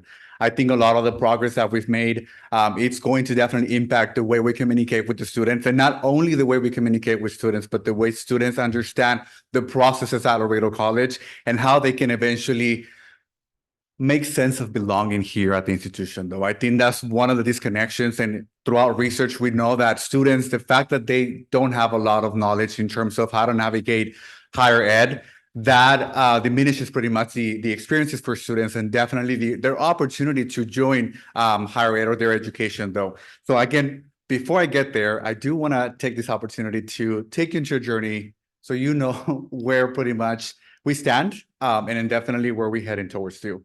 So a lot of you are familiar with the reorganization that happened over about a year and a half, 6 months ago, right?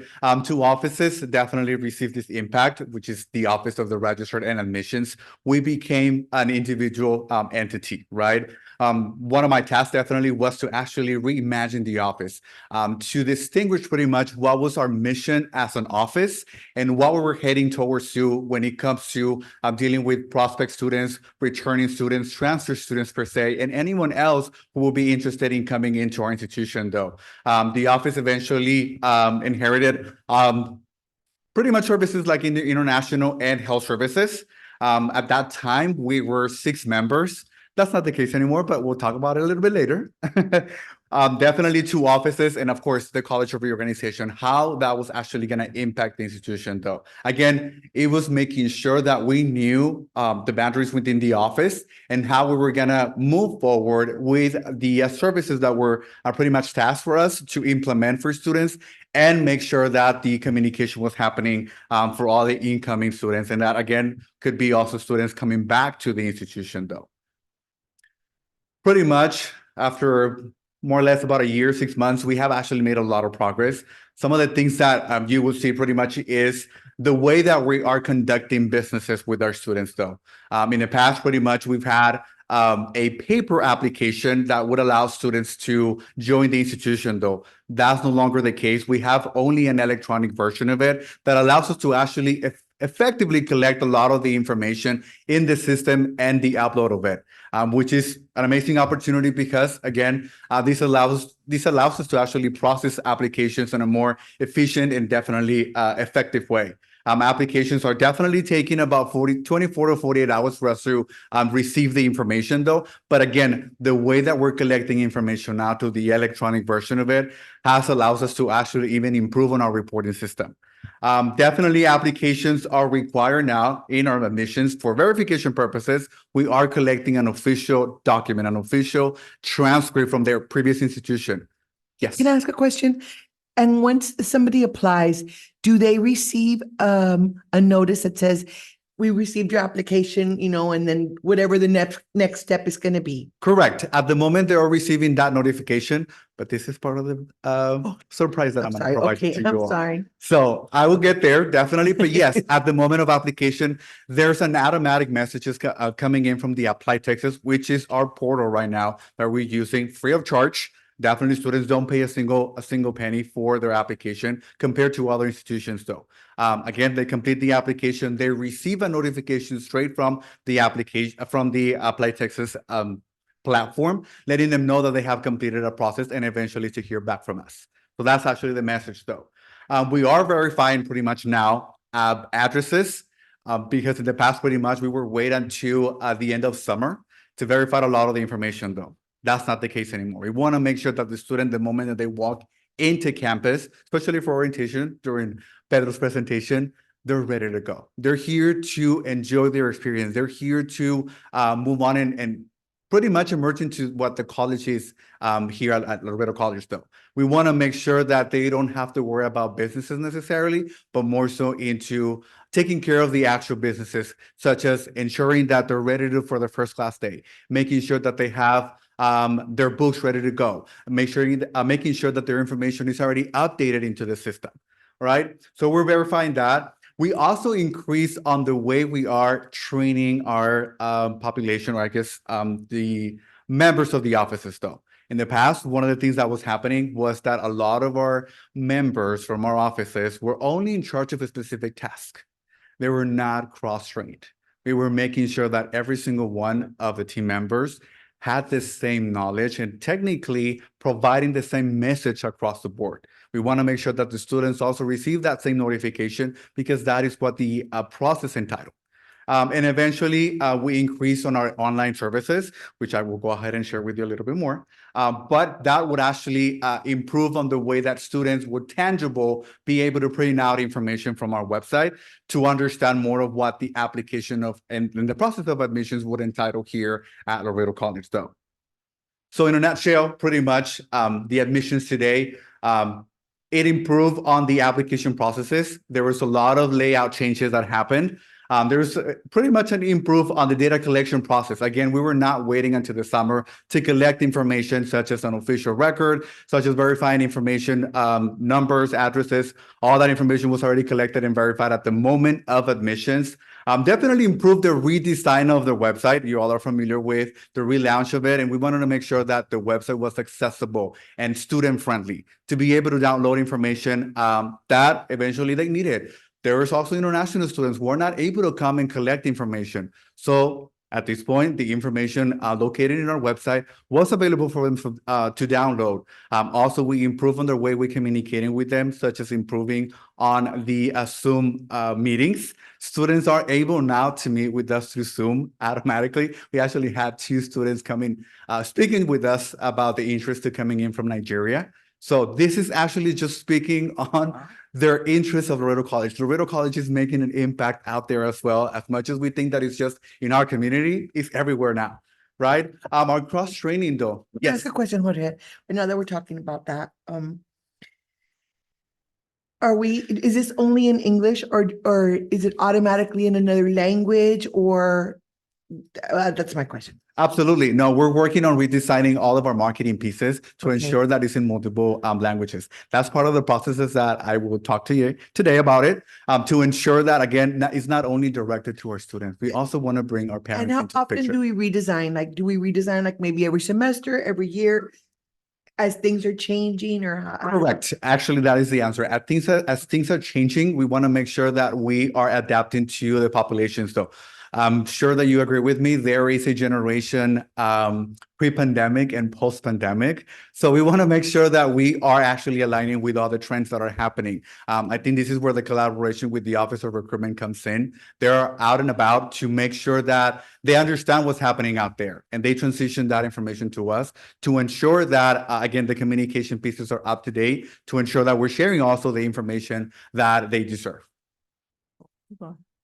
So, Miss Dr. Ramirez? sure. Actually, as part of an audit we recently had, I think Dr. Arezola wanted to add something about the language issue and the transformation of that. Okay, Dr. Garcia. Hello, everybody. Diego Arezola, Vice President of Compliance and Risk Management for the record.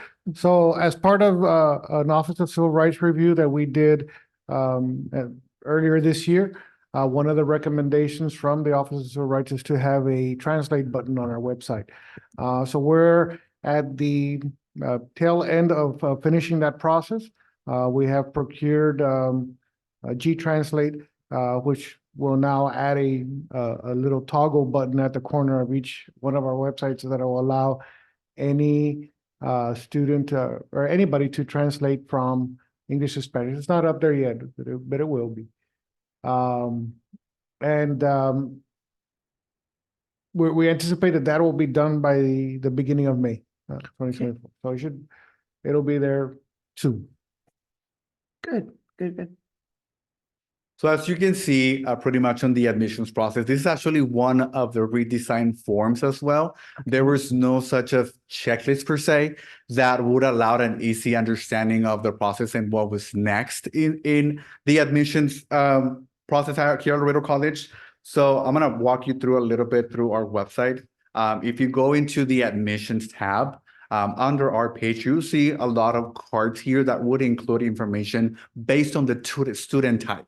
Depending on how they're applying to the institution, it would include information as to what they need to do step by step pretty much, and deadlines pretty much required here at the institution though. Again, here, they can easily book an appointment here with us. Right now, we are on a booking appointment platform per se, just because of the number of members that we have. Right now, we're actually a total of 4 handling all the admissions. We are actually hiring new people coming up. However, again, this is one of the things that students appreciate the most. Yes. Oh, I'm sorry. Elizondo, go ahead. Yes. Yeah, in just a little of a few months though. Again, there's a lot of changes happening. And again, pretty much a lot of the staff members are adjusting, as I mentioned. It was pretty much making sure that everyone was cross-trained, everyone was actually familiar with what we were heading as an institution though, and what was our goal pretty much as an Office of Admissions though. If you go towards the admission resources, you'll be able to see a lot of forms there. Depending on their student status, depending on what they need, they'll be able to download easily all this information for them to know what is required for their admissions. Again, a lot of these forms were not created in the past. This is today. This is available for our students. And again, it's easier for their understanding, making sure that again, and we try to improve, like going back to the comment, we try to improve also these notifications and templates based on the students' feedback. We work with a lot of our work studies, and they're the ones telling us the truth. Yeah. So we also interview them to ensure that we update to their understanding, because that is the generation that we're getting into. We're trying to adjust to where they stand. Very good. Let me go back to the presentation. Questions so far? Don't have any ladies? Ms. Elizondo. Sure. Twice with the different students, and I was very surprised you guys did an amazing job. Just the fact that you guys have a lot of things that they didn't have when I As a student. But even the work study that the student was able to apply on site, work studies were able to answer their questions very efficiently, which is like an amazing experience. I wanna congratulate you guys, and I saw how they treated other students. Everything was very, very organized, and everybody knew, like, that different individuals help. Everybody was cross-trained. It was a very pleasant experience. Correct. As part of our trainings, though, I do want to mention that it is not only our full-time staff, also our part-time staff.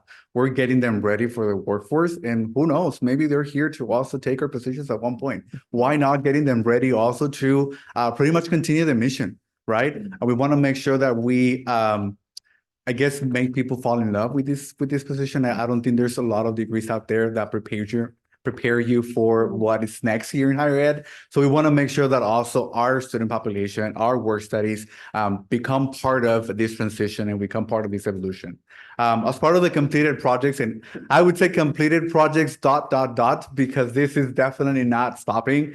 We have over 45 manuals that were not existent, manuals that can actually be used at any offices to understand more of what we do in the back end. We're making sure that anybody who eventually decides to join our office, as we're actually hiring new people, we have a manual ready to go for them to study, for them to answer their questions, that pretty much any of our offices also will be able to come in and understand what we do in the back end. We have spent over 95 plus hours of training. Again, this is not stopping. This is just of our Fridays going in, making sure that we train every single of our members. We have updated, and I think we actually lied here. It's more than 8,000 records that we have improved on the system pretty much. We have actually updated the way it actually reads in the system as well. So it has taken us a lot of time, but again, we're here making sure that the record now actually reads the way that we want it. We have merged 3 offices, which includes the health services, international services, and definitely the admissions. All of us understand every single of the offices to ensure that we're providing the correct information to every single student who walks into our offices. We have, of course, redesigned over 7 forms that were not in existence. Of course, again, making sure that that is tangible for students, something that they will remember based on conversations that we have. And definitely over 80 applied Texas updates, including rules, layouts, making sure that it would actually be matching with our website. I mean, you name it. And I think I actually left out a lot of other projects that we have completed. But again, this is just in a nutshell what we have completed over the 1.5 years that we've been in. And again, we're not stopping here. We wanted to make sure that we update our processes and that we actually communicate with the students in a more effective way. So in summary, though, this is today. Again, we had a paper application and not anymore. We have an online application now. I think it's reading that on your left-hand side, it should be passed, and then on your right-hand side should be present. I don't know why it's not coming out. But paper application was one of the previous policies or processes that we had. Now we only have an online application. We had a quick admissions process, though, which wouldn't allow us to actually collect information properly. That's not the case anymore. We want to go through a verification process to ensure that the student is truly interested and does exist in real life. We don't want to input information that is false in our system just because the student decided to to apply for the institution. Mr. Dimas, let me Sure. ask you about that. When they apply, you do verify it, like in other words, because I know that, I mean, even coming from a high school, right? That sometimes they put a false address or false information. How do we verify all of that? Definitely. We have, like, as I mentioned, we have different channels that we're communicating. We do not process the application until we get in contact with the student. We've got, for example, we've got students, including Howard University as an institution, just because they felt that they've attended, that they actually have lived in South Africa when their students graduated from Martin High School, for example. I mean, you name it. So we usually communicate with the students in partnership as well with the financial aid and recruitment offices. We also go about to recruit the students and talk to them and obtain the correct information. Again, we do not move forward and provide an admissions until the information is verified. We want to make sure that the student exists. This is a real student. There's no scammers, no other schools trying to actually create a profile. Because again, we do actually report all this information to the state. Electronic letters for admissions, though, it was only actually a letter of admissions, which, by the way, I have provided you with a packet. So if you don't mind, let's go over one of the pages, though, which is the electronic letter for admissions, which is this one right here with the president's emblem or symbol. It says Laredo College Office of Admissions, and it has a text right there. You can actually see it. Oh. This was what the Office of Admissions was sending to students, though. Okay. I would allow you to eventually read it on your own, just to understand the content of it. But this is what the student was receiving, unfortunately, which is only electronically, not necessarily through mail. And that was the official notification, though. That's not the case. This is where the BCM, the Banner Communication Management System, would come in, but I'll go ahead and share with you how that looks like. Eventually adding holds, though. We were adding holds in the past to identify students' type, to identify students' records, to just even prevent them to do something. Not anymore. That's actually blocking the access to students coming into the institution. That's not the case. That's why we're verifying all of our information that is collected to ensure that when the student steps into Laredo College, they're ready to enjoy Laredo College. They're able to start merging themselves and, again, creating a sense of belonging. Transcripts back in the days, again, we were not collecting that until the end of the year or the end of the semester. That is not the case. We are collecting now an official record to ensure that what they're stating on their application is true and is already verifiable. We're also actually increasing on the designated officials for processing. As I mentioned, members in our offices were assigned to specific tasks. Not under my watch. I wanted to actually making sure that everyone was understanding the process, that everyone had the same knowledge, because if Jorge Dimas is not available at the office, who's going to assist the student? We want to make sure that everyone understood their assignments and what was the message that was going to be shared across. The lack of manuals as well. How do I rely on the processes if there's nothing written? There's nothing that I can go back and verify. Again, as I mentioned. Or someone can give one piece of information and somebody a different, different piece of information, and yes. That is right. correct. So again, as I mentioned, over 45 manuals that are actually live electronically, ready to pretty much be shared with anybody who's interested in finding out more about what we do in the Office of Admissions. And as I mentioned, the communication channel. You can't, I actually don't believe the amount of people and how successful has been adding the Zoom account for students who are interested in just communicating with us. I guess especially those introverts who really don't want to ask questions, but at the end, they do have a lot of questions. It has been very popular because they actually meet with somebody from the office. We actually meet with them, we walk them through the process, and we make sure that they complete any of the steps that they're interested in, or we simply respond to their concerns or questions that they had. Questions here? This is very, very nice. And not only that, it makes you feel excited compared to the old, just congratulations or whatever, right? This is like, hey, we're happy to have you. We're glad you're here. I mean, it's very welcoming. And I think that that is very, very important. If you know what I mean? Like some kids, it's like when you're gonna go to college, usually it's always the kids that are going out of town and hey, I'm going here, and they have their little things all over the place and congratulations. You don't get that from your local college. And so this, No, now you're doing it. That's very good, guys. Congratulations. it's our welcome packet. That's very good. I found a couple of typos. I'm Yes, hoping that no, maybe we're- somebody could sponsor like those little that you could put in the yards. That's the next step. Okay. Our yard signs. Our yard Right, Jorge? Yes. I want you So- to know that those yard signs have to be delivered by us, the team. We go knock on the door, we place the sign, and yes, so that's a whole, New campaign. I know. Yes. It's crazy, but it's fun. Very nice, guys. Mhm. Very So nice. Good job. what's next, pretty much, right? I had already introduced you to the past, the present, but what's coming up, right? As I mentioned, we're not done yet. And these are some of the projects, as you may see on your screen, that we're still working on. One of the first ones definitely is the welcome package. Some of you had received a small version of it, but this is the actual size that pretty much students would actually receive on their mail.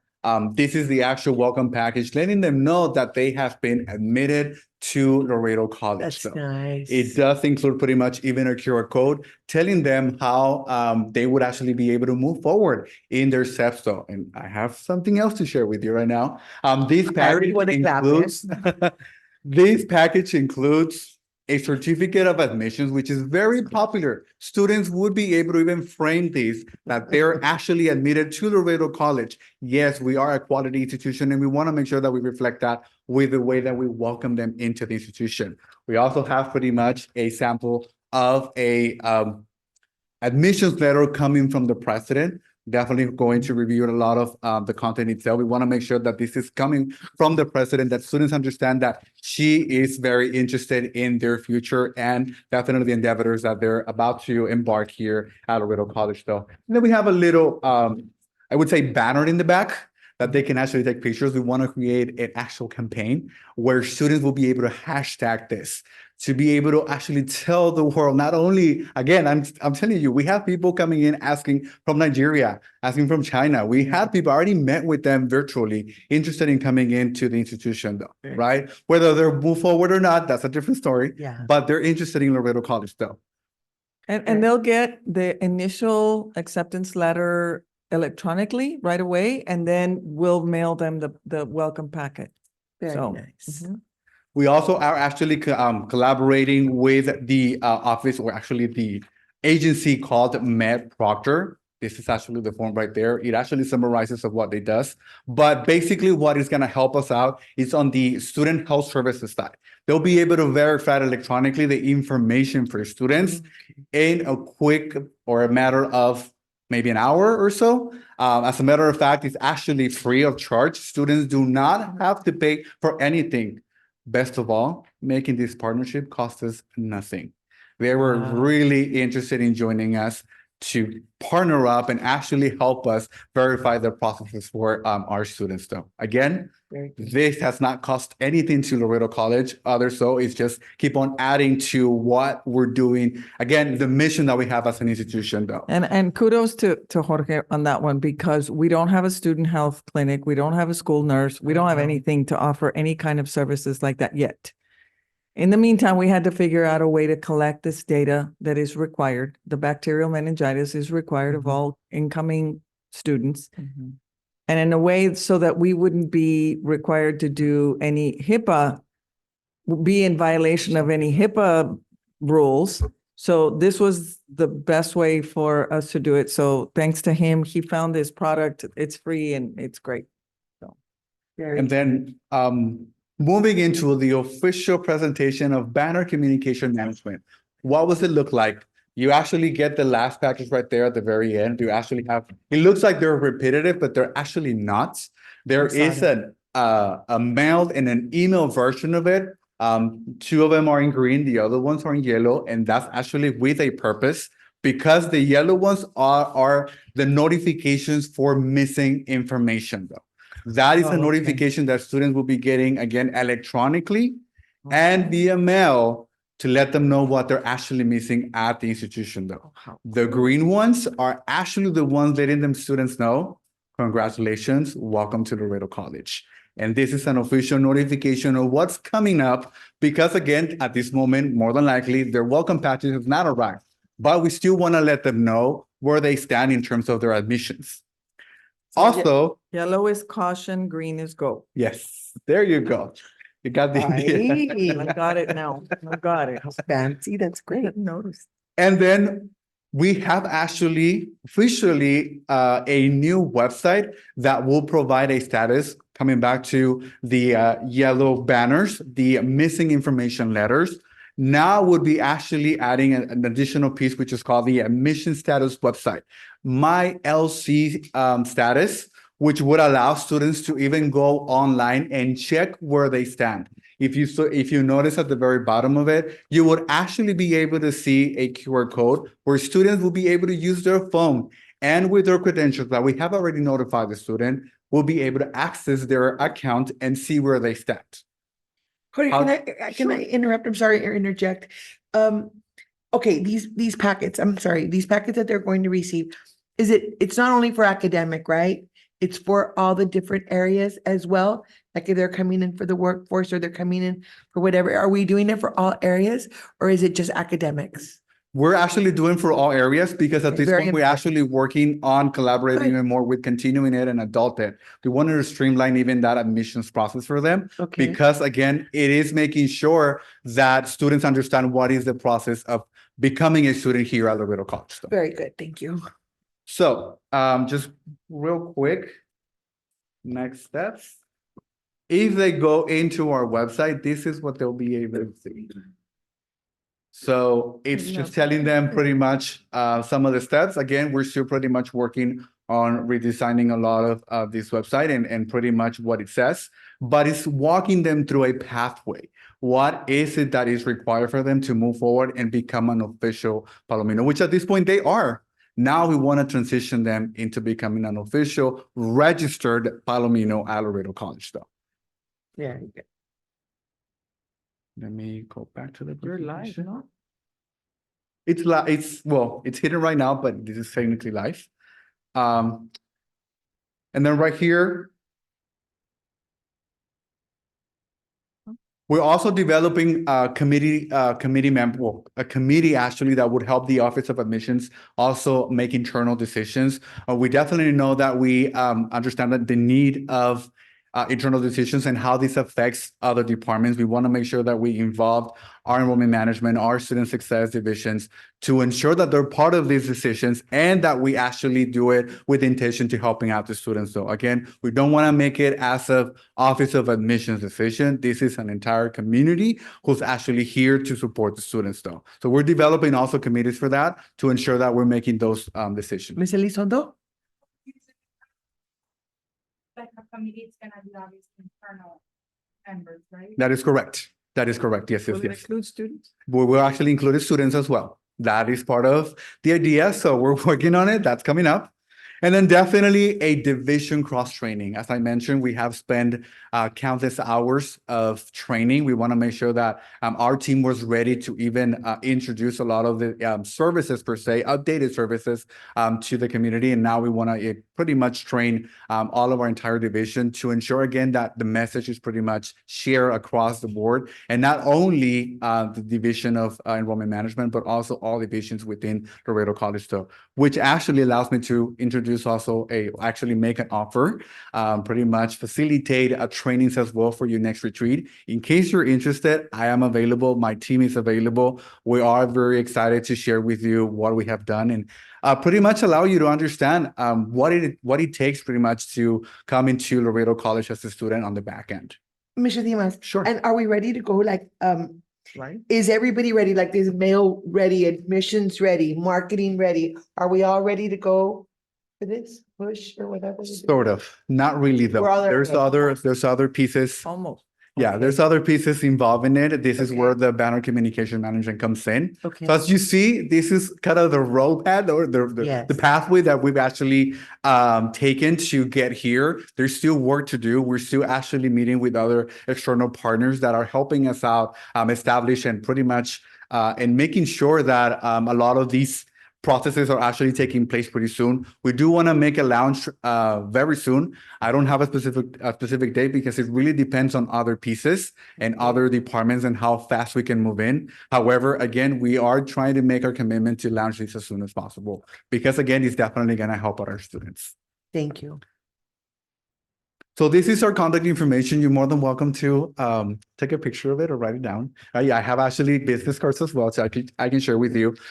Because again, we want to make sure that our information is shared with anybody who's interested. Again, this is not only for incoming students coming from high school, but also parents, also members of the community, internationally as well. Why not? We're getting ready for them to get assisted, to be part of the Laredo College legacy, and definitely why not? To increase definitely on the way that we are doing our processes, which is again, making or increasing the sense of belonging here at Laredo College. Without further ado, thank you so much. I don't know if you have any Thank you. questions. Anybody? Ms. Elizondo? Dr. Ramirez, if you could please allow his presentation to serve as part of his evaluation performance, his performance evaluation for him is and his team. I think they have done a phenomenal job and it just makes me so excited to see what's coming next and how we've grown and I seen it how far we've myself. gone. So Thank you. Congratulations. Thank you. Congratulations. Well, and think thank about you. I mean, poor people. No, but every day they're here day and night and weekends. It's okay. Congratulations. It's okay. Perfect. It'll Well, make thank you. it'll make the future easier for everybody. Yes, and for you all too. Thank you, Jorge. Thank you so much. Appreciate it. Thank you. Let's move on to 5B, experience in self-service 9. Ms. Jessica Trevino. Good evening, Jessica Trevino, Associate Vice President of Enrollment Management for the record. Definitely a very tough act to follow. I do not have props for you or confetti coming out of the screen. And I do not want to keep you any longer than I should. But I do want to briefly show you, it kind of wraps up and ties into everybody, what everybody has mentioned today. From Mr. Rivera's orientation piece to Ms. Herrera and Mr. Garcia's transfer students and being able to update for students to be able to update things on their own and automatically to students. So my presentation consists very briefly to show you live what is happening in our systems right now. Just allow me a second to log in. Okay. Did you create a fake one? I did and did not create a fake one. We changed all of the information so okay. that we are safe. Okay, I got the password on the right first try, so that's a good thing. So currently when a student logs into their Passport account, this is what they see. This is where all of the resources are available to students, okay? Right now, this instance is only available under the Employee tab for demonstration purposes, but it will go live very soon. Very soon, okay. So here, there is something that we commonly known in enrollment as self-service banner. This is what allows the students to pretty much self-serve themselves with any of their needs. Currently, this is what this looks like. If a student is interested in figuring out what their own personal information looks like in the system, they've got to do several clicks before they get there. Then they have to click one by one to verify, for instance, their address and phone number. This is my personal record, so that's why you see a lot of the addresses being very repetitive because we did modify addresses to reflect the college's address for security purposes. Right. But right here, for instance, if you wanted to check your address, you'd have to go there. If you want to check your email addresses, you would have to go there. So on and so forth for each module, okay? So again, like this for any of the students' needs in terms of their grades, their academic transcript, their registration status, it takes a lot of clicks and it looks very blotchy for the student. Nowadays, this is not quite student-friendly for students who are used to having everything at their fingertips. So what's coming next is you will not see it like this. It will be one click and it will automatically go to this. So if the student has their personal information and it's all in one location. So here there is actually a profile picture that comes up. It did come up, but at the moment we switched my information to kind of hide it, it went away. But we are happy to report that this connection has already been established and we will now be able to see, for a lot of different reasons, the student's ID picture on their profile on our end and on the student's end.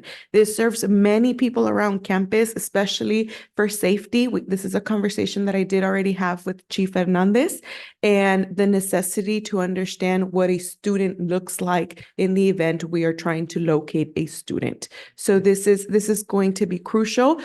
This may seem very basic, but it did take a lot of configuration in the back end to make it happen. Yes. Yes. Is the blue gonna turn green? I knew you were going to ask the most important question, the aesthetics look, of what it looks. The look. Gabriel, I hope you're watching this on Zoom because this is something that we have been working with Gabriel from the IT department. This has been a collaborative effort. And yes, we already have a prototype that is green and gold. Oh, okay, good. And we are going to launch it, but I do have to disclose that when we go to SAS, it's going to go away. So you'll see the green and gold for a little bit while we have it. So yes, it's there. Now, what's the neat part of this? Well, first of all, the student gets to see everything in one screen right here. And this is their actual information that is being pulled directly from Banner. So this is right here. Now, here's the neat thing. The student will now have access to update any and every information on a live instance. Okay. So testing email at Laredo.edu. We add it and it's already in the system and it's transporting directly to Banner. So it's already there. So as of today, we have allowed an official update. The student will be able to update their email and the student will be able to update their cell phone. So there we go, 4. The student is able to update their telephone number. So right here, as you can see, these are automatically appearing on the student's profile. And there was a communication in the back end that happened that sent this information from here to our student information system that is visible to everyone. That's very good. It is amazing. Now, I do want to mention something that is coming, like Jorge mentioned, what's next in the future. We are very excited to allow students to be able to update their address.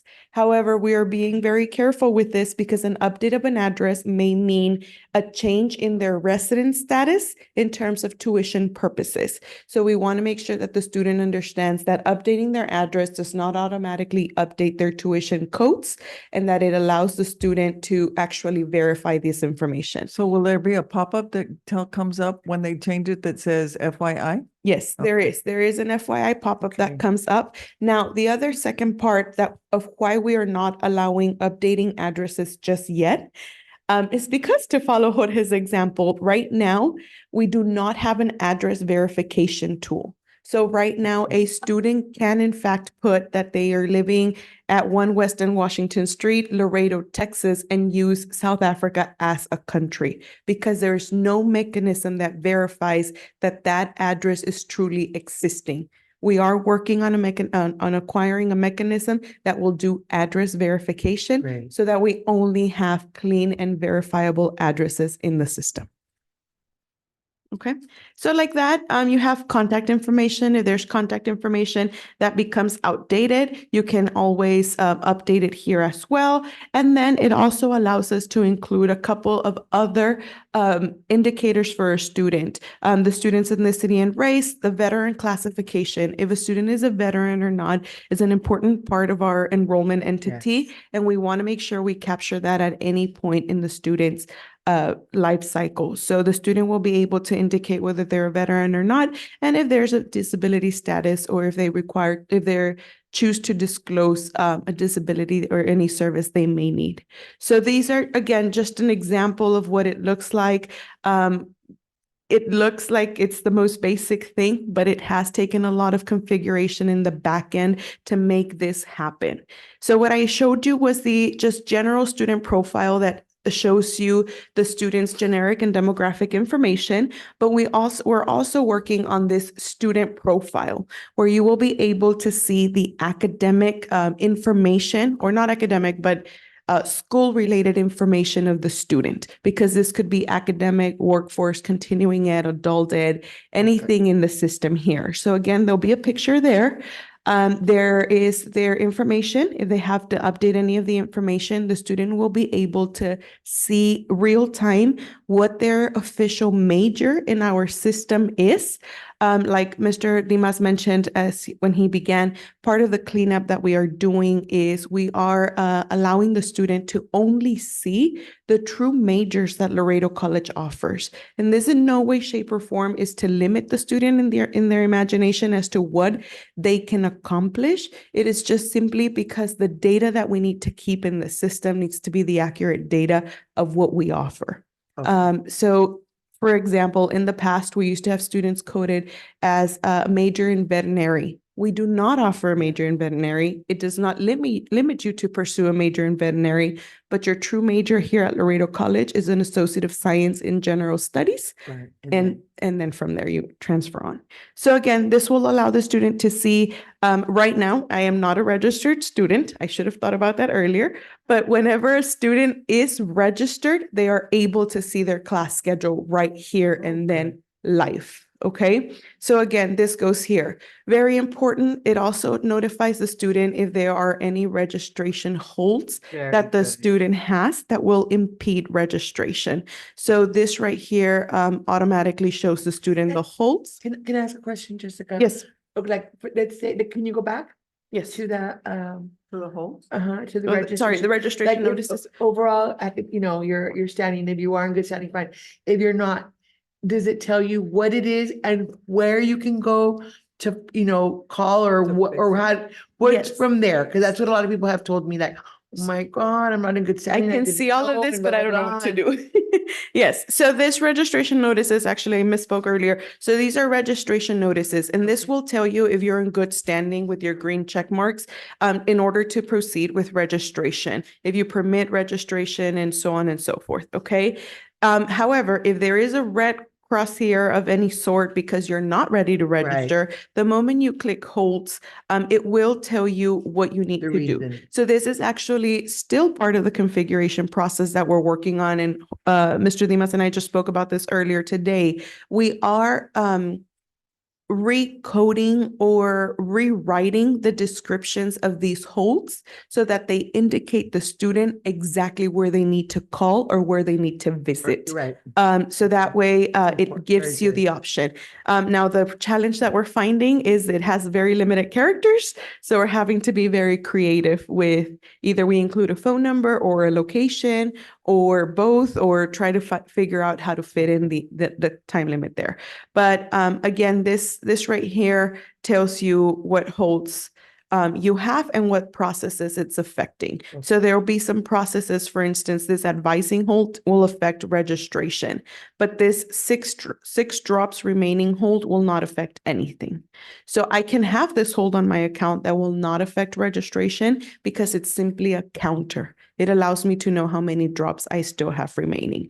And or the must reapply hold, as you can see here, it affects everything, registration and enrollment verification. Okay, so again, this is just an example. This is still work in progress. Every single line item that you see right here For instance, the email directing to the students at laredo.edu had to be configured in the back end with where we wanted the item to point to. So that's actually something that we've been working on. Last but not least, there is an additional links portion for the student on the left-hand side, right under their picture, so that it automatically takes them to the most important and most visited links, such as creating their own degree evaluation that will connect directly to DegreeWorks so that they can see the progress towards their degree, ordering or requesting an academic transcript, registration, and then I am happy to announce that the application for graduation on Banner will go live for our next commencement season. So no more Google form for our application for graduation. So again, just useful links for the student. So on and so forth. I am very worried and excited to announce that we are going to turn on the switch for this instance on Thursday of this week.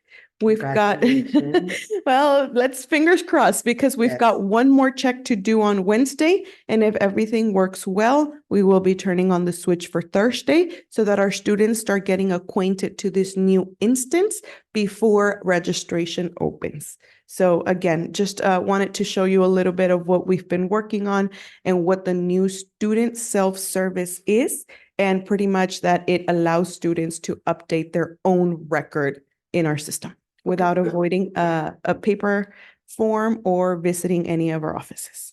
Very good. Any questions? Anybody? Thank you very much No for problem. your hard work. Thank you. Next, we have, I'm sorry. Next, we have 5C, pre-application for federal student aid, the FAFSA update, Mr. Stephen Aguilar. So in Mr. Stephen Aguilar's absence, he felt unwell this morning. Okay. I will be presenting on his behalf. Okay. So Jessica Trevino, Associate Vice President of Enrollment Management for the record. And to answer any questions that I may not be aware of is also joining me, Ms. Claudia Monica Rodriguez, Assistant Director with the Office of Financial Aid. So for the financial aid updates, as you have been keeping up with the financial aid updates, there are a lot of changes that are constantly happening. So we tried to simplify it for you in a one-sheeter right here. Okay. And what we did was we did it in 3 areas. We gave you the first one, the Department of Education updates. Just recently, this past week, we were in a webinar nationwide where they provided the latest updates on what is happening. Currently, there is about 6 million applications, 6 million financial aid applications that have been submitted in the United States, out of which 1.7 million applications have been distributed to colleges. About 1/3 of those applications have been downloaded by institutions because there's an entire process. The Department of Education releases the application. The college then needs to download the data and upload it to Banner, which is our student information system in our case. With this being said, the Department of Education has noted that they are about 2 or 3 weeks behind in their dispersing of applications. So that's going to be another 2 or 3 week delay so that we're at least up to date with what they're dispersing. With that being said, what does this mean for the student? This means that a student who submitted a financial aid application and then realized that they made a mistake in the application cannot yet go in there to correct. They actually have to wait for the application to be transmitted and processed before they can go back into the system to actually correct whatever error they may have caused in the beginning. Now, this is in general for everyone. Yeah, okay, so then, Yes. okay, so let's say they do make an error and it's gonna be a couple of weeks. Do they get a notification that, yeah, it's up or? Yes. So actually, on that note, emails with information about financial aid eligibility are not yet accessible, but we are already ready with our templates to Okay. notify students on when we receive their application Okay. and when it's been processed, so that if they did commit an error, for instance, they are eligible to go back in there to correct immediately. Which brings me to the next step, which paper applications, because believe it or not, there's still paper applications for financial aid somewhere out there, not our case, but the Department of Education will not process paper applications until they've completed the electronic version of the applications. Wow. So that's even further down the line in terms of a delay. I do want to note that the maximum amount of Pell Grant, which is our largest award that we offer our students here, as at the moment currently stands at $7,395 for the students who qualify for the maximum number of Pell Grant. Remember, this is calculated on 12 semester credit hours. This is why the importance and the continuous stressing of encouraging our students to enroll full-time so that they're eligible to receive up to the maximum award of financial aid. The $7,395 are for the entire year. It gets divided in two, one for the fall, one for the spring. As of today, it is enough to cover the cost of our tuition and fees here at the college with a very nice refund for the students' educational needs. And so 12 hours tuition and fees, just for the record, more or less is 1650. There you go. Oh, okay. $1,650, yes, For 12 for hours. 12 hours. They're So- getting 7,000 for the year. Remember that 1,650 is only for one semester. So per semester, the Pell Grant is giving you $3,697. So half of that is tuition. No, 3,600. I mean, sorry, 3,697. Yes. So Yes. minus the 1,650. So they're 2,000 getting a refund of about $2,000. $2,000. And because of the OERs, they're not spending money on books. So that's not bad. Yes. I have a question. Yes. Ms. Elizondo, go ahead. As for the financial aid paper application, I mean, I went to the financial aid office myself and they have like over 10 computers for students to actually Oh. submit their application. We do not encourage it, but it is out there available if any student needs it. It's online. It's online. It's the the Department of Education federally, nationally, are required to have a paper application. Correct to that? Mhm. Yeah, It gets- or it comes to you No, it guys. has to be mailed to the Department of Education, and that's where the delay occurs. So please do not. And don't encourage it because they get lost. Yes, not at all. So it's an option and we have to have it by They're law, offering it. but we do not encourage it. Mhm. Everything gets lost.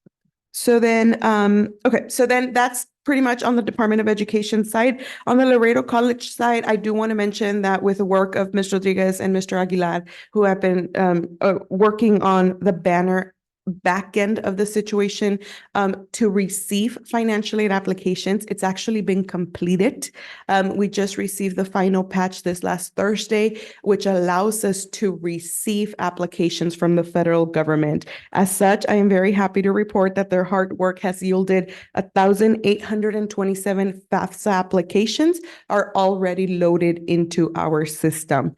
I know 1,800 sounds like a big number, but it is truly not compared to years past where we had approximately 18,000 applications that we've processed. So again, everyone is still in the very early stages of receiving these applications. So that workload is coming forward for us. With that being said, there is some applications that do come as rejected files. And what do we mean by rejected files? It means that some of the information was unable to be verified or that some of the information was conflicting when the student submitted. However, the federal government has pledged to lower the amount of verification, the number of applications selected for verification because of the delay in time. So currently here at Laredo College, 12% of those 1,827 applications, which translates to 197, have been rejected. Let me ask a question. So then if they're rejected, how does the student find out what part is, the reason for the rejection? Right. And what's the time frame? So part of the communication that goes out of our financial aid office is to notify the students that their financial aid application has been rejected. And we we will allow them to come in so that we can tell them exactly where we see the discrepancy of information so And that we help. Where them do they correct. get that? Where do they receive that information? So we do have to communicate officially via email with the Okay. student. However, we are very close to procuring and securing a texting software that will allow us to tell the student that there's an issue with their application. We won't go into detail for safety and security purposes, but we will try to reach them as fast as we can to bring them into the office to fix that conflicting information there. Now, it doesn't mean that the rejected file always has conflicting information. What we are seeing right now, that the majority of our rejected files were rejected because they're pending a student signature. So at the end of the application, there's 2 clicks that the student has to do. They have to send their application to their parents or their contributor, inviting them to contribute their information to the application. But then further at the bottom, there's a signature button, like sign here. So what we're noticing is that students are sending the invite, but they're not clicking the signature page or the signature button. Okay. And that's what's rejecting the file. We have already made our team aware of this constant repetitive error or issue so that we make sure as we continue to do financial aid drives out in the community that the students are signing the application. So we're trying to already take corrective action in that sense. So just to conclude, what's next with the financial aid office? We do have to conclude the testing of the application uploads. That is going to be ongoing as we continue to receive applications. Changes will continue to happen. And we will begin to communicate with our students in many different ways, not just with the students, but with their families. We do have 2 letters ready to go out on behalf of the Office of Admissions, one in English, on the behalf of the Office of Financial Aid, one in English, one in Spanish, notifying the students where they are in the process, where we are as a college in the process, and rest assuring their parents that there is still time to complete this application and to ensure that they secure an education here at We're Laredo doing the College. mailouts now. Are we working? We are doing the mailouts. We're looking forward to finishing the mailout before the end of this week so Okay. that it goes out to both the student, but also the family and the parents of our students so that Perfect. they're aware of what's happening. And definitely, as soon as we're giving the green light, initiate the awarding process so that we disseminate to students what they are being eligible for and they can start making their commitment to the college. Any questions, ladies? Thank you very much. Thank you. Thank you. Mhm. Next, we have number 6, the Maxient update, Dr. David Ariazola, and Ms. Raquel Peña.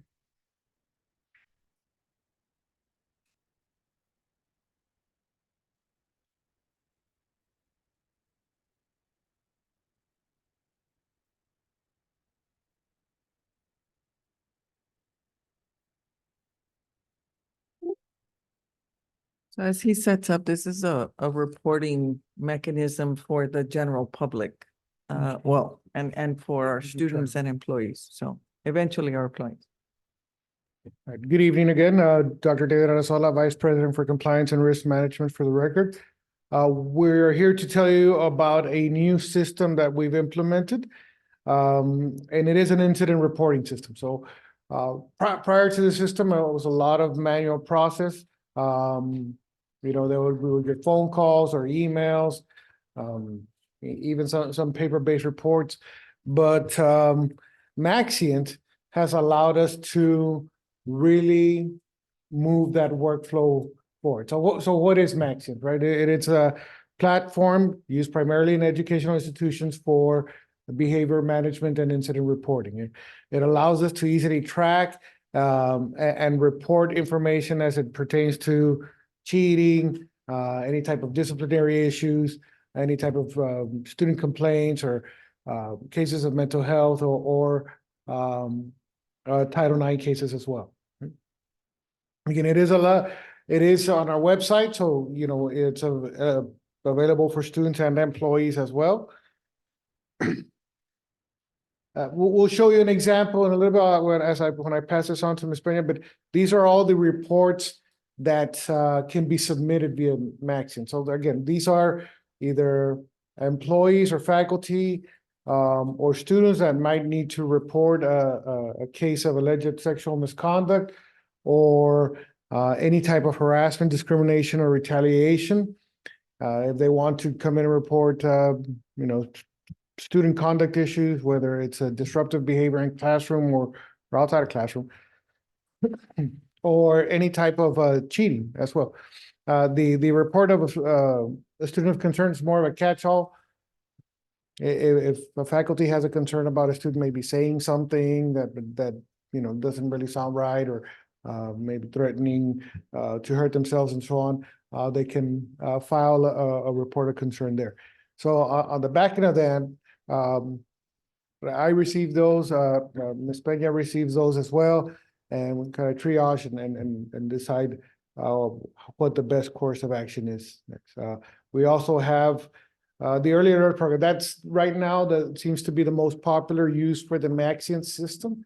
So an early alert program is where a counselor, an employee, a faculty member might reach out to us and say, we have a student that might need a little bit of extra help in their classes, maybe tutoring, struggling a little bit with their academics or with other things. So they'll send out an early alert and we'll try to help the student before they get to the point where they feel like they have to drop or withdraw from their class.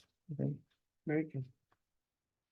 So again, some of the major features that we like about Maxion, we have a centralized record keeping system now, where again, before we had to track down emails, track down paper-based files. Now we have everything in one place, right? For compliance, that's very important.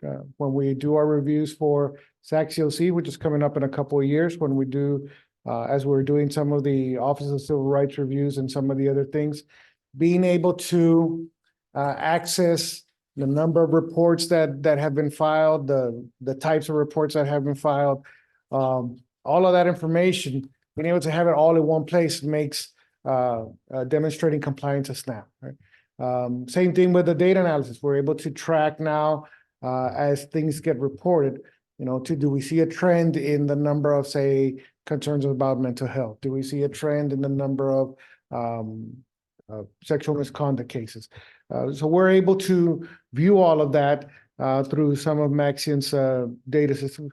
Right now, we implemented earlier in the year, there's been, somewhere roughly around 60 cases reported. About 55 of those have been early alert. So we still need some time running the system before we can really see some trend data there. Again, improving some of our efficiency. We're able to take care of things because everything is centralized. We're able to take care of things faster. And there are some accountability measures to Maxion that we like. In other words, even our self-accountability, right? So being able to put, report comes in, we have so many days to respond, we have so many days to close out, and so on. So keep the flow of information and communication going. Dr. Zola, and how do they get access to this program? And actually, this is we'll pass this on to.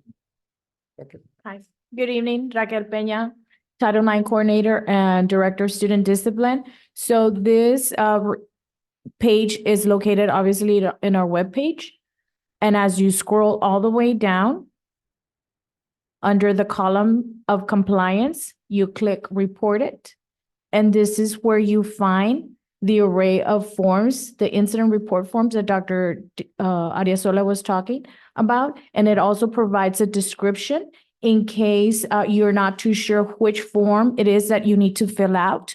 You read it, no, that's not it. No, that's not it. And you go through all of them. That's good. And one of the things that I tell faculty or staff when they call me and they're like, because I wasn't too sure, I pretty much have instructed them that if they're not too sure and can't find me or can't figure it out, always do the bid one, report a student of concern, because that one, and let me click so you can kind of see, okay, that one provides bid. BID stands for Behavior Intervention Team. And so, like Dr. Dave said, I get them, he gets them based on what we read when the individual reports that incident. If it's something of alarming, concerning, we will then bring in other folks to help us decide how we're going to handle this situation. Because some concerns could be, it could be it poses safety or a threat to our institution. So we might need to place that student maybe in interim suspension while we figure what's going on. Maybe we need to get them immediate help. It all just depends. Okay, Ms. Elizondo? Yes. Your mic, your mic. Thank you. Prior to this, who used to get this type of reports? The bid used to be the stars. And so the stars, campus police would get it. I would get a copy. Dr. Fred, when I was reporting to Dr. Fred would get that, and my assistant would get it. But So it was on paper. Okay, so it was different departments, right? Now it's just Pretty much two the same. individuals. it's pretty much the same, but for now, because now I report to Dr. Dave, him and my assistant and I get it. Campus police is also included in that one. And then depending on what information is shared, then we branch out and bring other folks in. There's a security and safety issue that we're trying to get a hold of and put our arms around. So before, everybody used to send an email with a form, and everybody would see it at the same time, and everybody would get it. And then there could have been some sort of breach of confidentiality issues. There were, Privacy. and then tracking all of that and making sure that within the required number of days to get back to the student, or immediate attention needed to happen, or somebody was in trouble and needed protection, or whatever it is.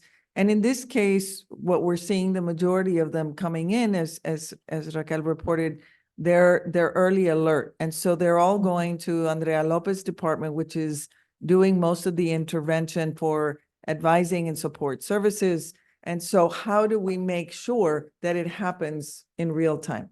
So if an early alert goes out and they get it at 11 o'clock at night, they're going to open it and they're going to send it to the right person. Okay. And so if PD needs to react at 11 o'clock at night, they will.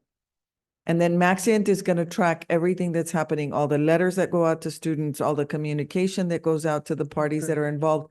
It's tracking everything instead of trying to send an email to fulana and sutana y la abuela and whatever. So, Ms. Elizondo, go ahead. Are students and staff aware? Have they been trained? Is there like any campaign that will create awareness of this type of program now, since you guys have transitioned to this? So every beginning of every semester, and now that we're an 8-week term, I sent emails to students at the beginning of the first 8 weeks, and then so around this time, this is the beginning of the second 8 weeks, or the second week, I will be sending out an email to students. With that email, it's a student notification. It has about between 16 to 20 points of information that is important for the student. The reported information is there for them to be able to click and link to whatever form. I also go and visit classrooms. I did it the first 8 weeks, and some instructors already invited me to go back and provide the information, because I asked the student, the purpose of me visiting with the class was to ask the students, I have a feeling that you're not reading my email. And they were very, they were very Honest. blunt and told me, yes, ma'am, we don't read emails. We get enough emails. We have a life. We've got too much going on. So then I asked them, what is it that I can do so that I make sure that you're getting this information? Because they all told me, oh my God, this is very, because I talked about Title IX, student conduct, student concerns, student grievances, and things like that. And so they all, basically the majority of the students that were in the classrooms said, come and do a presentation like you're doing it right now. Because, and I asked them, how about orientation? They said no, because at orientation, we get students. We want like a professional like you. And so I talked to Dr. Dave about it. So we're trying to see if maybe I can go visit certain academic classrooms, because obviously it'll be very hard for me to visit all of them, Mhm. but maybe like all the English 1301s, try to hit the classes that we know most of the students are taking, both in the first 8 weeks and in the second 8 weeks. I also asked them, how about if I do little videos? And they're like, no, we're not gonna pay attention to the video. Yeah. And So one of that's the what- things that this morning she ran through the presentation with us at leadership, we're gonna add a reported button on the top of the webpage. Good. So that it's up here where it Up here. says apply Because I now, was gonna passport say, right, by the directly. time you. So the idea is we're gonna add one more there that says reported. I like that. And, Mr. Elizondo, go ahead. I'm sorry, I just have to ask, who makes that determination, for example, that it does meet like the basis of like their complaint, for example? Like sexual assault They do. or misconduct? We do, but we do it based on the law and the definition. There's a requirement if we look under the policy. And so in order for me to make a determination as a Title IX coordinator, I need to look at what is being reported to me, what information is provided, and of course, I talk to the student. And if that information that they provide meets the definition of the policy and so on and so forth, then we go through a Title IX investigation. If it doesn't, then we go through the grievance or student complaint process. So it all just depends what is being reported, right? And how. And she's been to extensive training. Like there's a whole team of people because investigators have to go through a separate training, and we have people on campus that have been trained to be investigators. And so this is an ongoing situation, and this is really going to help Raquel at least manage and maintain everybody's personal identity confidential, first of all, and second of all, to maintain the communication process. This is huge. I mean, the implementation of Maxient has been. Dr. And Elizondo, I'm I'm gonna sorry, just- Ms. Elizondo? I want to just share something. I do want to thank Dr. Ramirez because I remember when she first came in and she's like, how do you track everything through Excel? No more Excel. And I'm like, well, okay, you know, because I think it was, we had already approved the budget. And so she's like, no, Dr. Cesar, tell him to give you the money so you can buy it because, yeah. So I'm like, Is that $50,000 somewhere? so yeah, so thank you because yes, I used to keep everything on an Excel spreadsheet and it was, you know, a lot. Ms. Elizondo? Are we gonna be getting reports just so we can see like the number of like complaints that have come? Because I noticed that the different categories are very. You do get them well, the Title IX ones by law. I need to provide one to Dr. Ramirez every semester, including the summer. And then by law, she provides you every towards, I believe it's September, in the September board meeting, she provides you one for Title IX. So I have to, once a year, I have to give you a total of, as part of the Cleary report, as part of, and so, but if you look in your monthly packets, in where we include the police report, there's also, I believe, a line item there where we include if there was any kind of reporting for a Title IX case, it should be listed there because a police investigation will start. General, not necessarily Title IX. And I think it's also important for us to know because we usually just get like. The complaints. And it's also important for us to know, okay, well, we got 3 complaints to our level, but in reality, administration was able to resolve 15 prior to the board intervention. So I think it's important for us just to have an overview.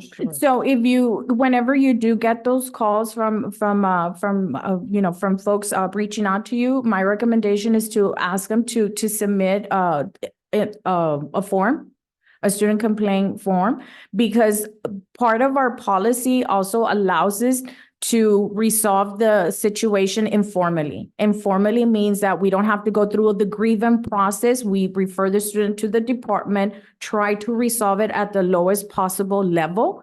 And then if the student is satisfied, then, case closed. But if the student is not satisfied, then that's where I come in and then I explain to them how the grievance process works. And then we start through that process.